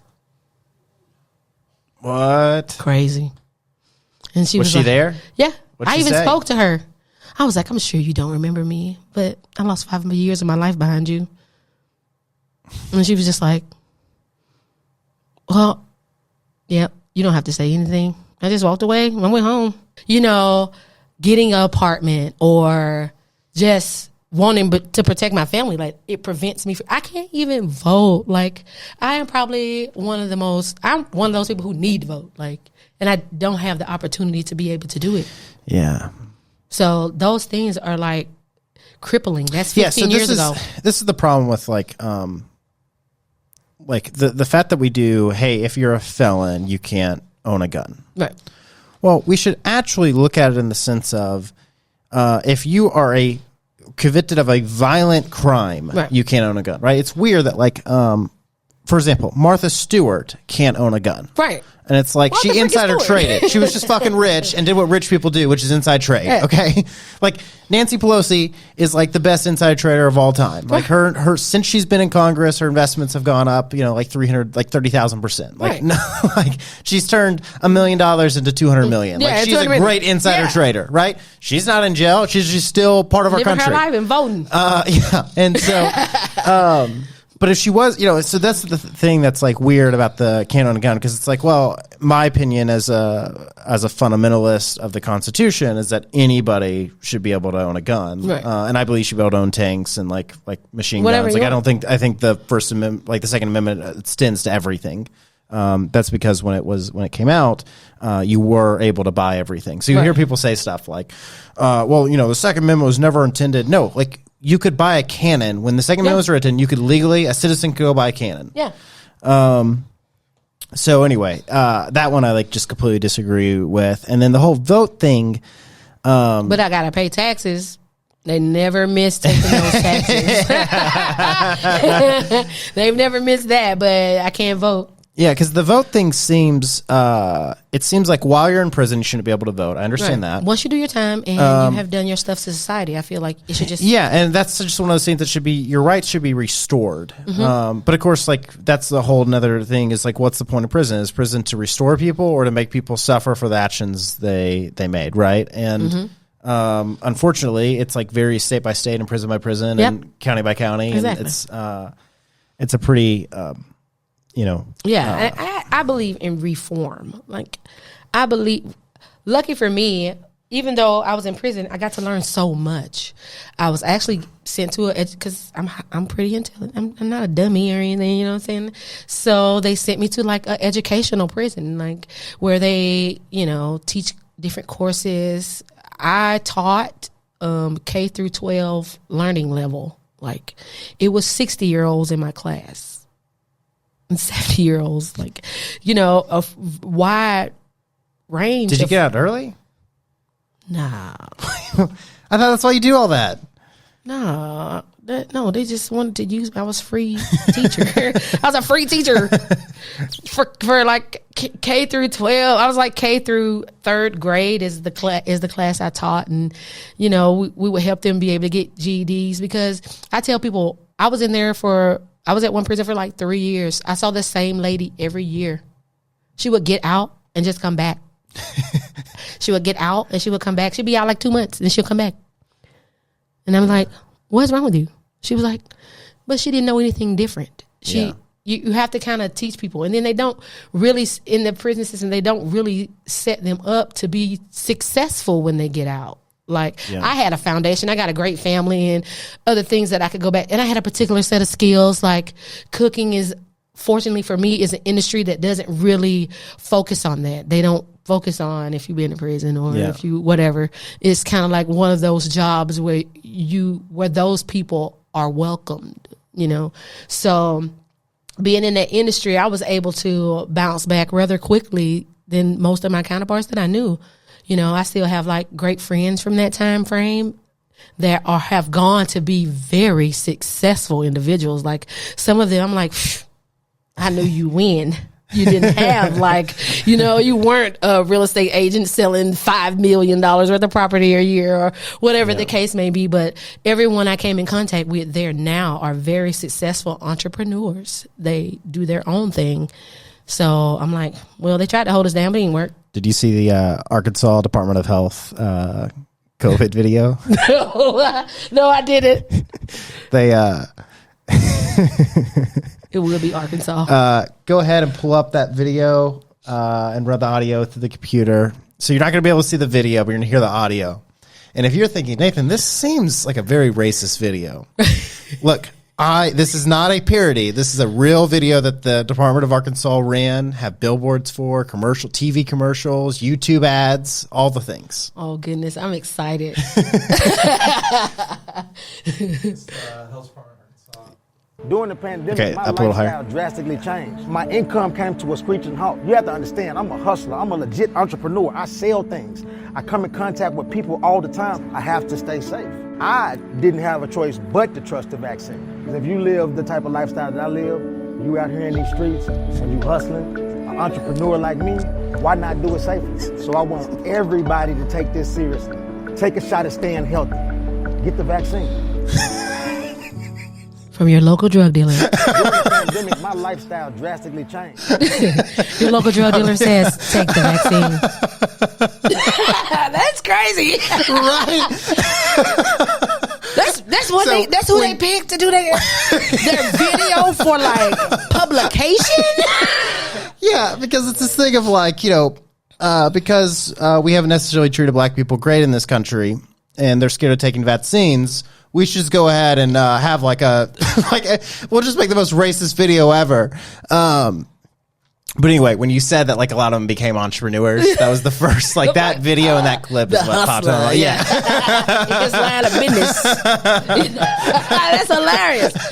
I can't wait to show somebody that when I leave here today. I'm like, have you seen the Department of Health for Arkansas? The best part is, he's sitting on the hood of a car outside. Come on, tell me you got 28s on that thing at least. Yeah, it's like a vintage Mustang, and he's like leaned up against it. I'm a grinder. I'm a hustler. That's horrible, Arkansas. Do better. Oh man, yeah. Well, that's the thing. That's horrible. How big was your cell? I didn't do very well in large groups because you have to remember I was in the Navy and then 2 months later I went to prison. So like that transition was very difficult for me. And then I also have this overwhelming feeling that I am pissed at everyone because I didn't do anything. So needless to say that the prison system, they got like the worst part of me.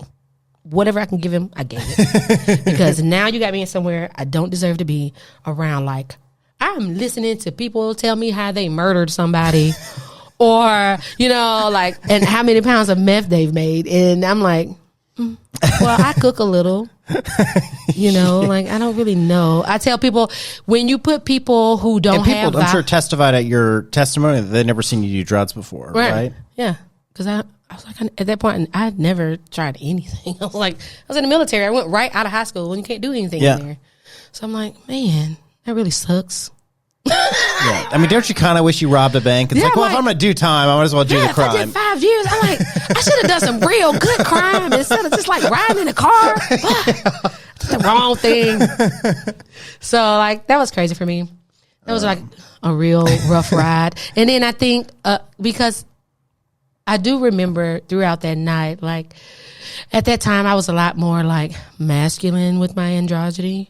So I heard references to that, the officers making reference to it. And I also heard them making reference to my skin color and all kinds of things, but I didn't think nothing of it, But basically I tell people if there was a railroad, then it should be a picture of me. It did not work out how I thought it would at all. But that was a part of my life that makes me like, I'm like, that's part of the chapters, part of the book. Man.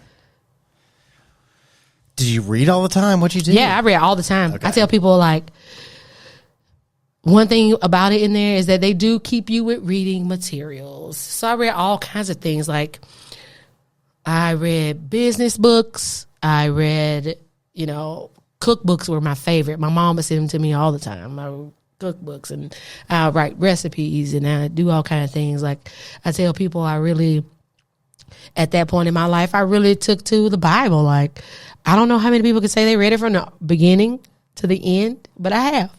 So I'm like, I got a greater understanding of things through reading all those great stories. So, I mean, even now I still read. Yeah. Like, it's something about touching those pages. I try to read it on my tablet, but it's just not the same.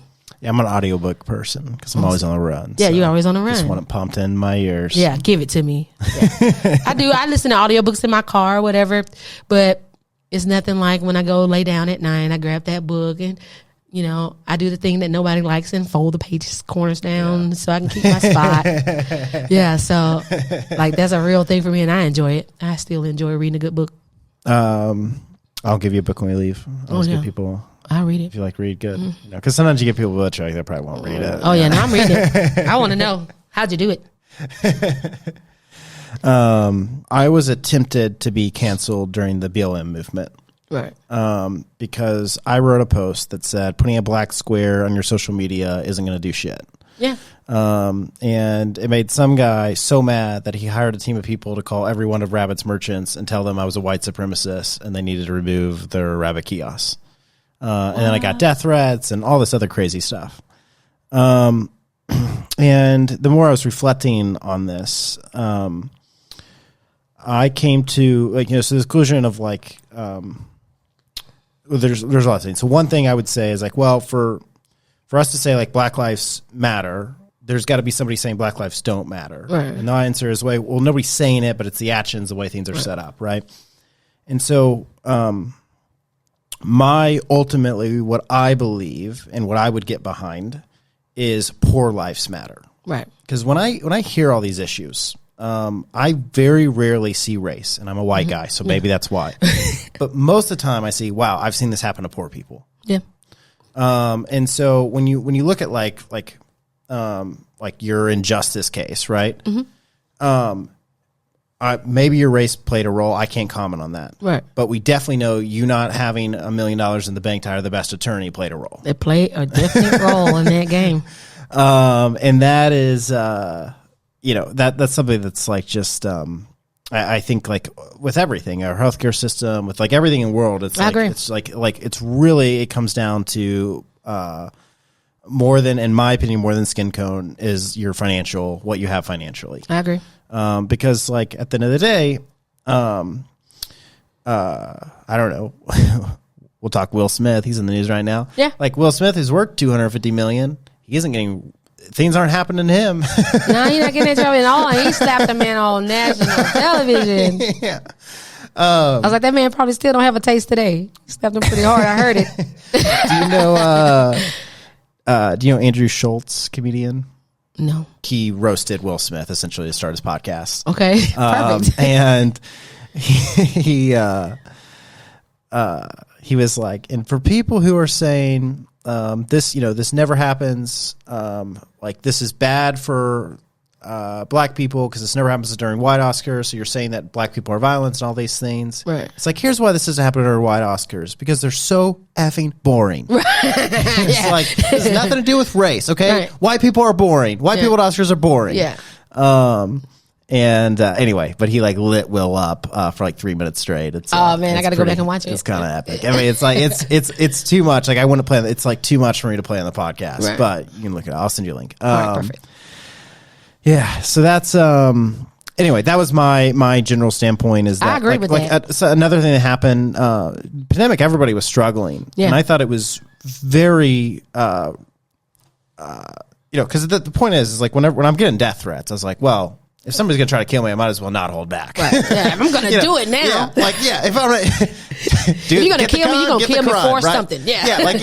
So if they're gonna convict, if I'm gonna be called a white supremacist, why might as instead of if me saying that a black square on your social media isn't gonna do anything, if that did it, I might as well take my thoughts over here. Right. Let's see what happens now. So another controversial statement I made was that everybody is struggling during the pandemic.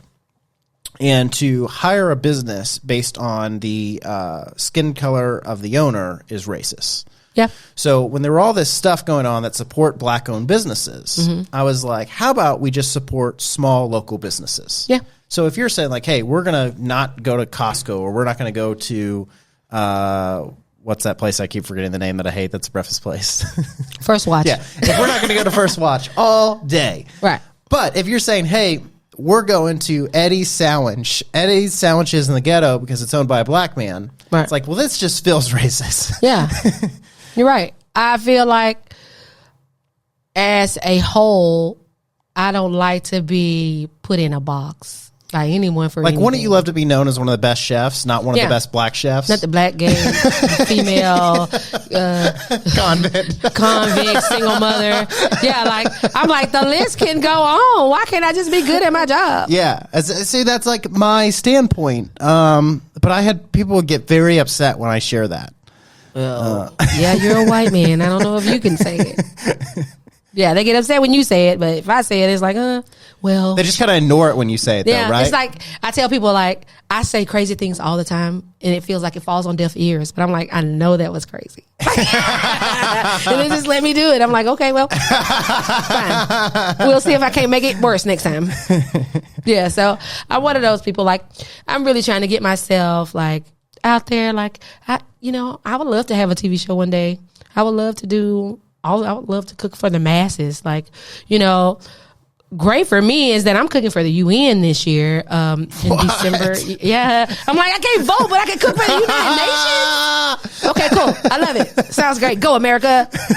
My favorite place. So It's better than North Korea. it is much better than North Korea and right now Ukraine. So I'm cool. Actually, probably Russia's really got the blunt end of it. Yeah. Starbucks, McDonald's, everything's gone. Gone, yeah. Their currency is worth Nothing. 0. Yeah, I'm sure that's not what you thought would happen. Yeah. Like you would lose everything. But it is a thing. So I love it. I love what I do. And I hope to do it for 50 more years. I hope not. That'll be 92. I hope not to do it for another 50 years. But I do hope to do it for many years to come. All right. I've interviewed a lot of chefs. I'm friends with a lot of chefs, kind of from all over the country. Mm-hmm. If I wanted to get them, like, what's the event I can throw that puts them all in the same room? Most chefs probably, like, we work a lot. Yeah.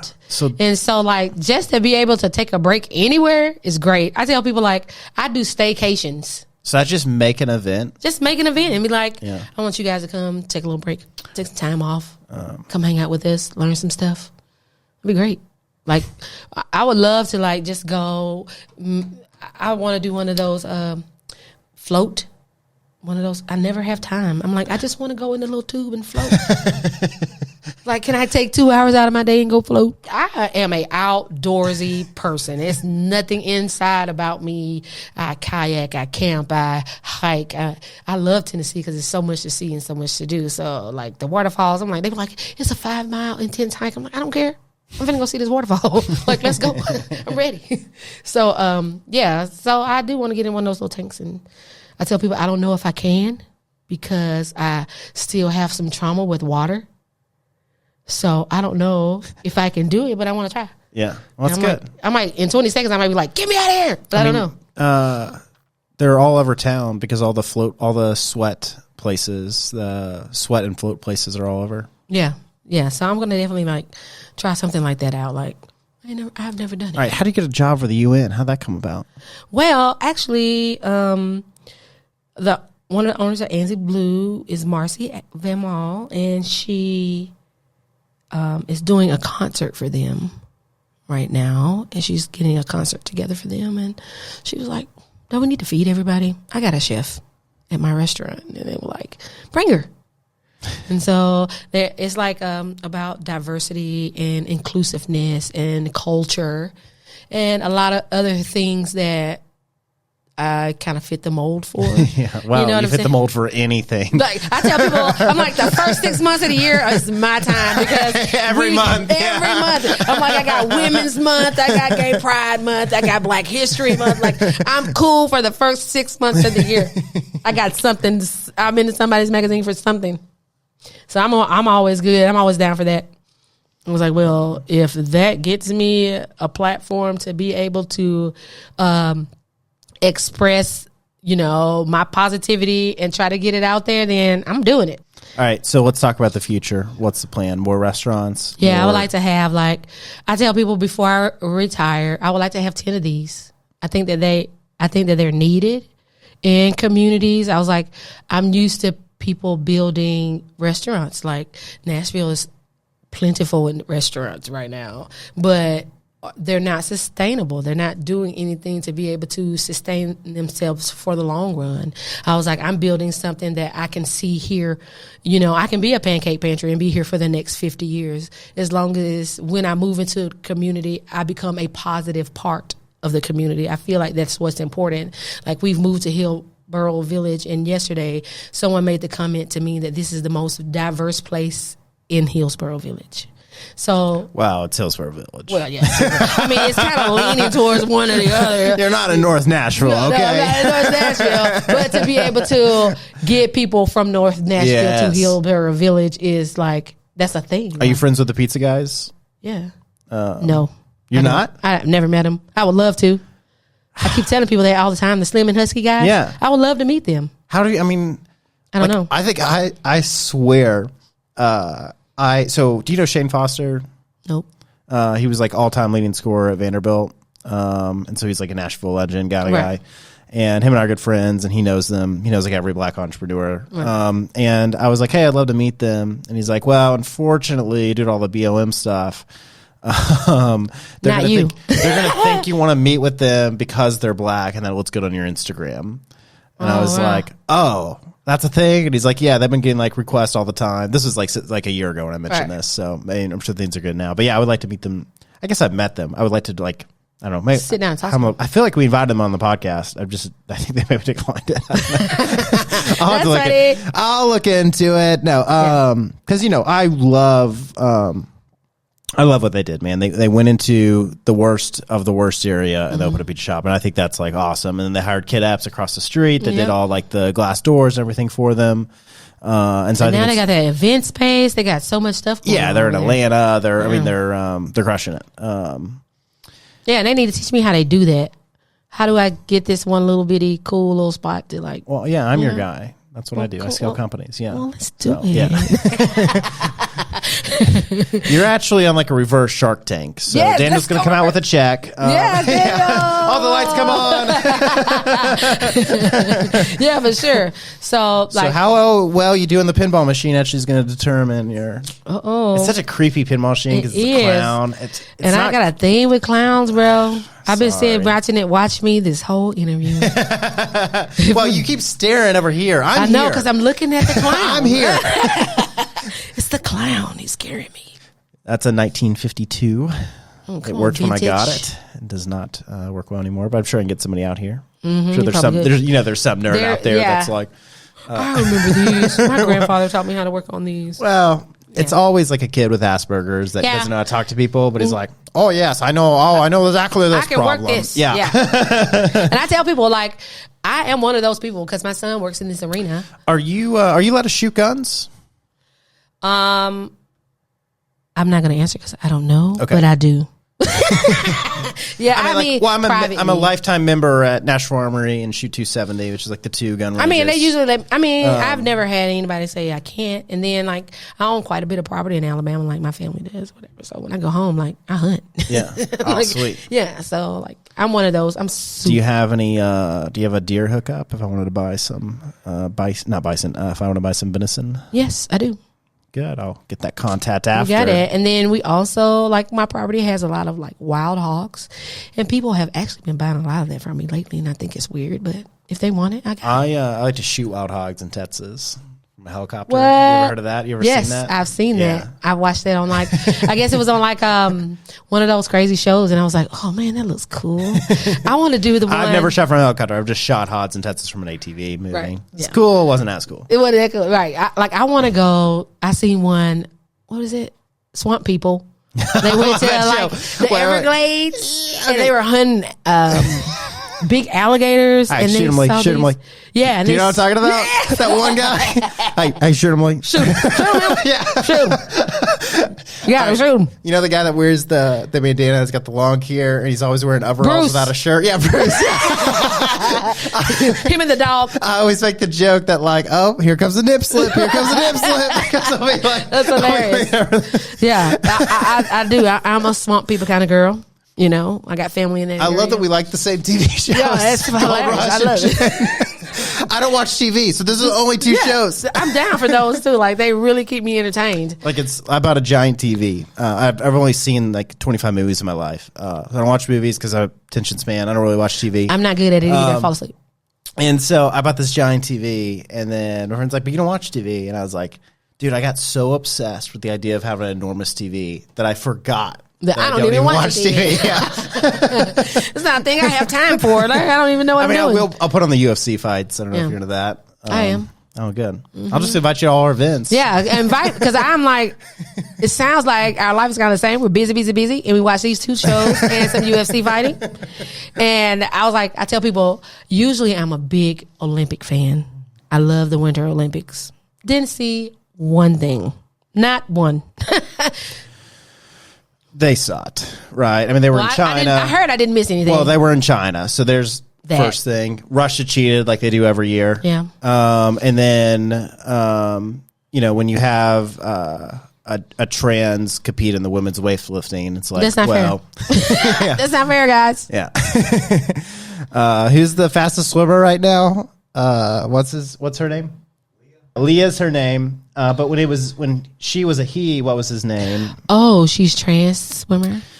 She was the 435th male in the world, and then she became a woman, and now she's number one. Yeah, and she That's won. How you do it. She won by like 5 seconds. I mean, just crushed everybody.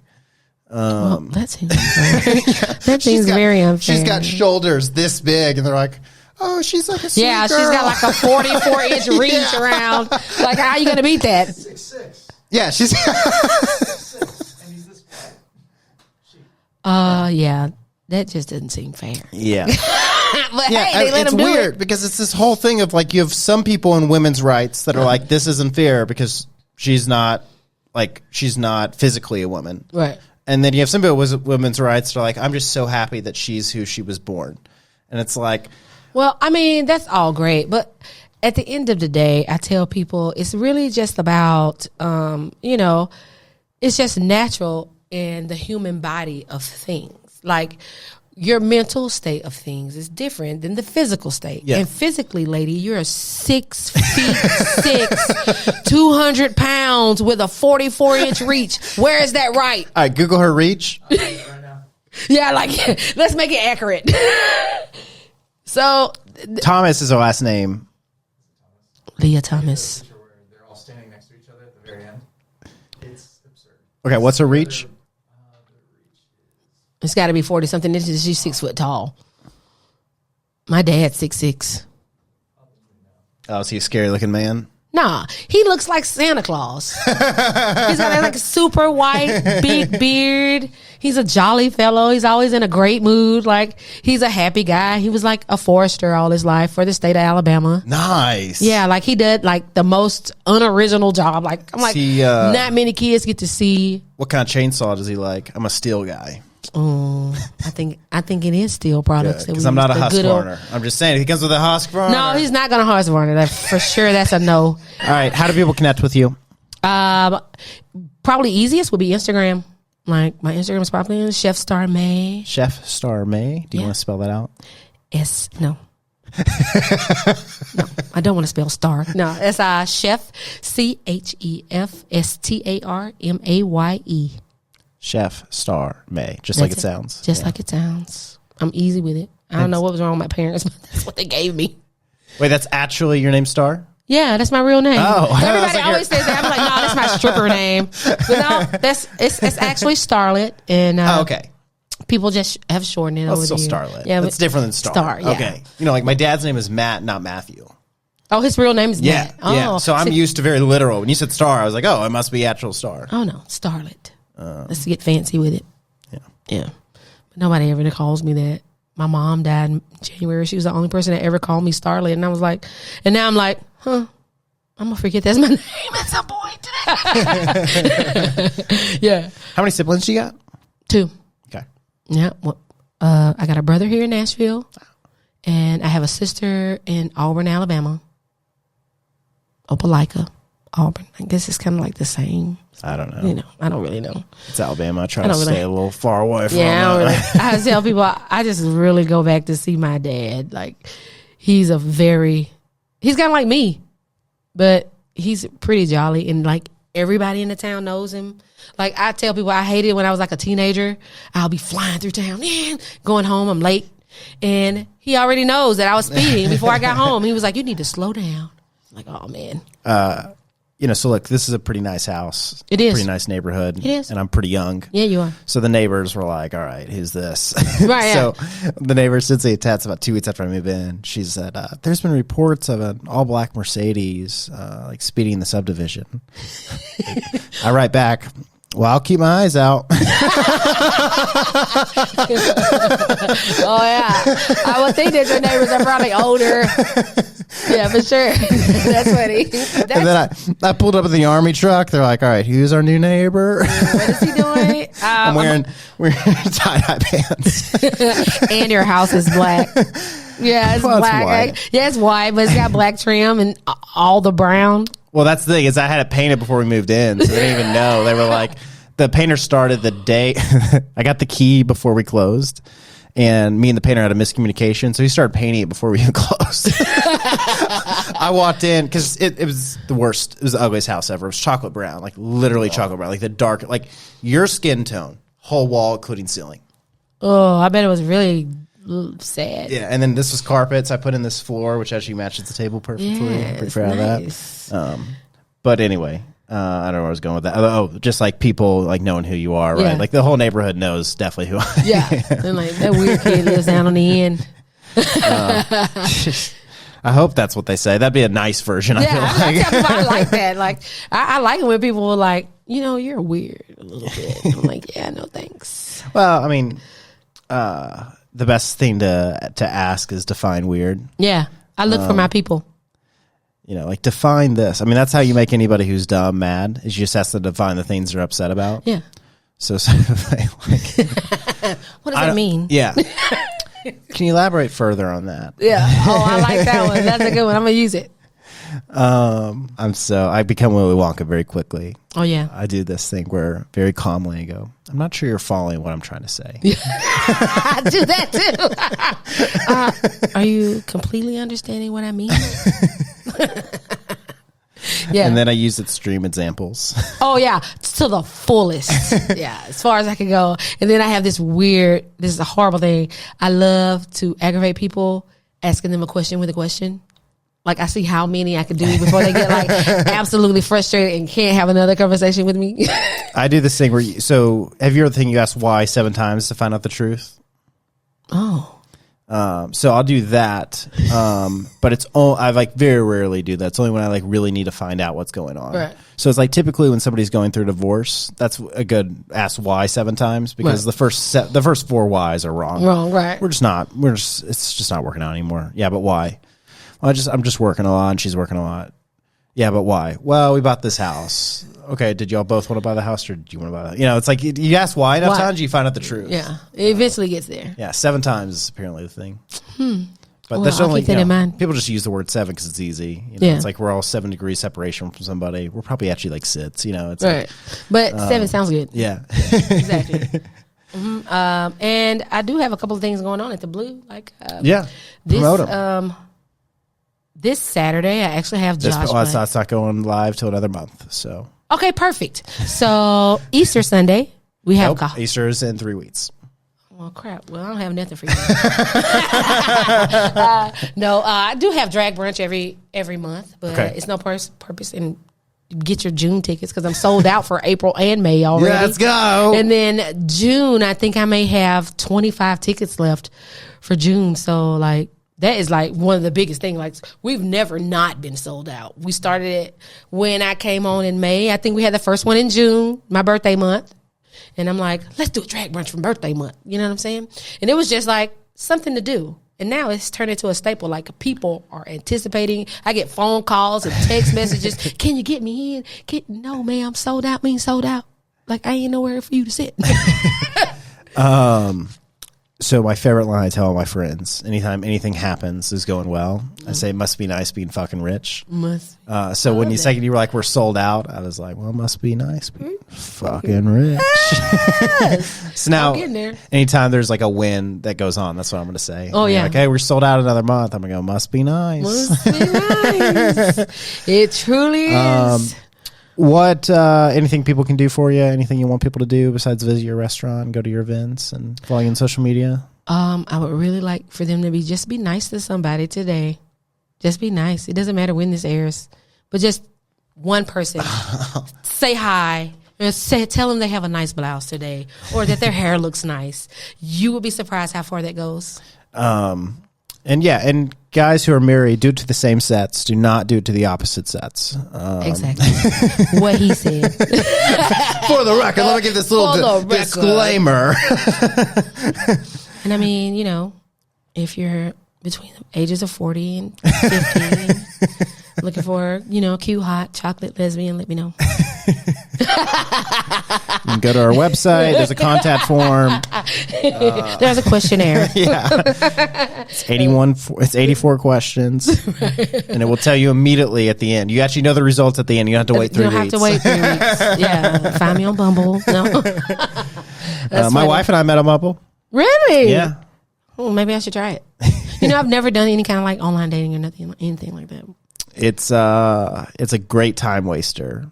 Because think about it, it's like a video game. Yeah. But you get to judge people the whole time. And there's nothing more fun than judging people, right? I mean, you get to read their bio, look at their photos. Well, I guess. I don't know. I tell people, like, I think that I have made cooking my identity. It's like people don't even associate me with anything else. They don't even think about me doing anything else. Like, when I tell people, I'm like, yeah, I kayak and I can. They're like, really? Like, all I do all day, 24 hours a day is just cook. I don't do anything else. Yeah. So that's a big thing, too. Maybe one day. I got my kid, though. He likes me pretty good, and we hang out pretty often. I just sent him to Vegas for his 21st birthday. He just got back. Nice. Yeah, I'm like, if you're going to do 21, then, like, that's where you should do it. Did you go with? No. You just sent him I sent him on. Like, go have a fabulous time. Did you go see Adele? Adele's been there for the past 6 weeks. I think they did see her residency while they were there. Yeah. Mm-hmm, they did quite a few things. And I was like, ooh, I even saw you drinking on the Instagram. He was like, I did have a cocktail or two. I was like, lovely. I have my parents where they can't see my Instagram stories. They can see my feed, just on the stories. Well, that's probably what you should do to me. Yeah, because the stories is like I have mine pretty demographed out. Right. Yeah. I have. I work in marketing. I know how to segment audiences. Yeah. The story is like like I just started a TikTok last week. Oh, sweet! What's your TikTok? Chef Star May. Okay. Ta-da! Good. I love TikTok, so we post all these clips to TikTok. So. Oh, nice! That's awesome. I think I have 7 videos, and one of my videos is like 18,000. Wow! It was from Drag Brunch last week. Look at this flats on everybody. Right? Yeah. I'm like, I like that TikTok. That's pretty good. Yeah. Yeah. So I'm gonna start doing more like food things. People are very That's interested. all I follow on Instagram is food accounts. Or on TikTok is food accounts. Yeah, I love food.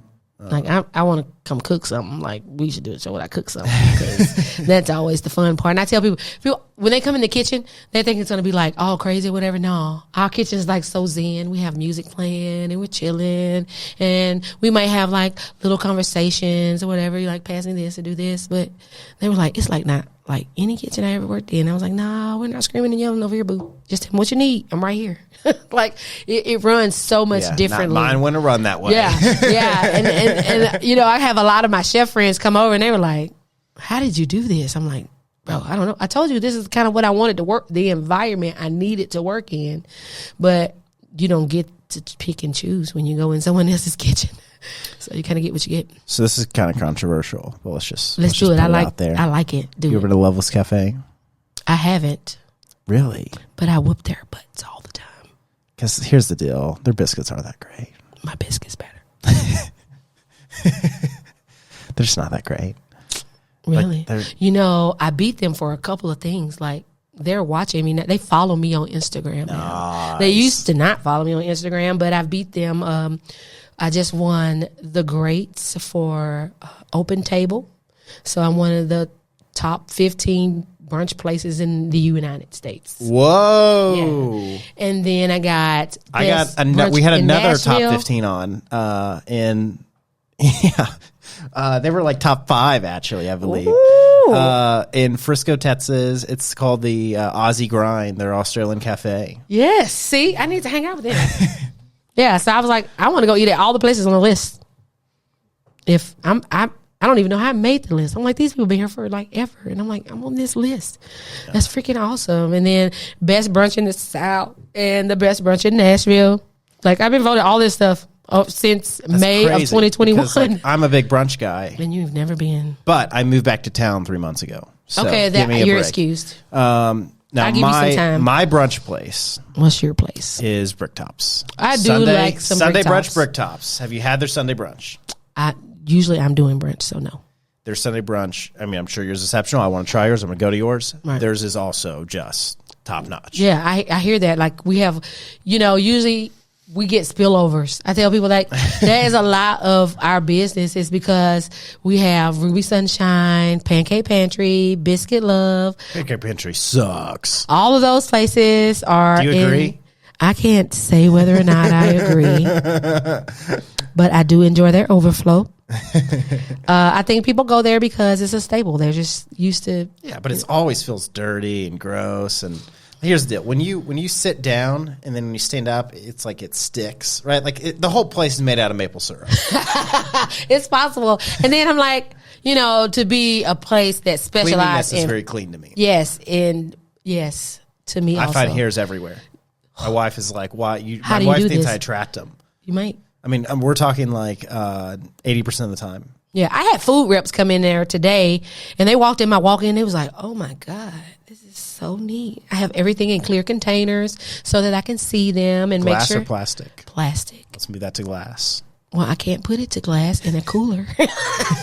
Not with staff members. Not effective.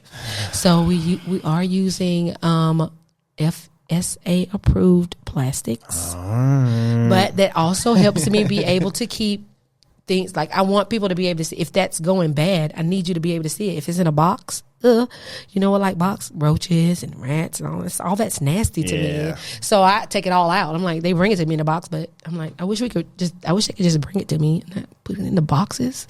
But it's whatever. I take it. Thanks for coming on. Yeah, anytime.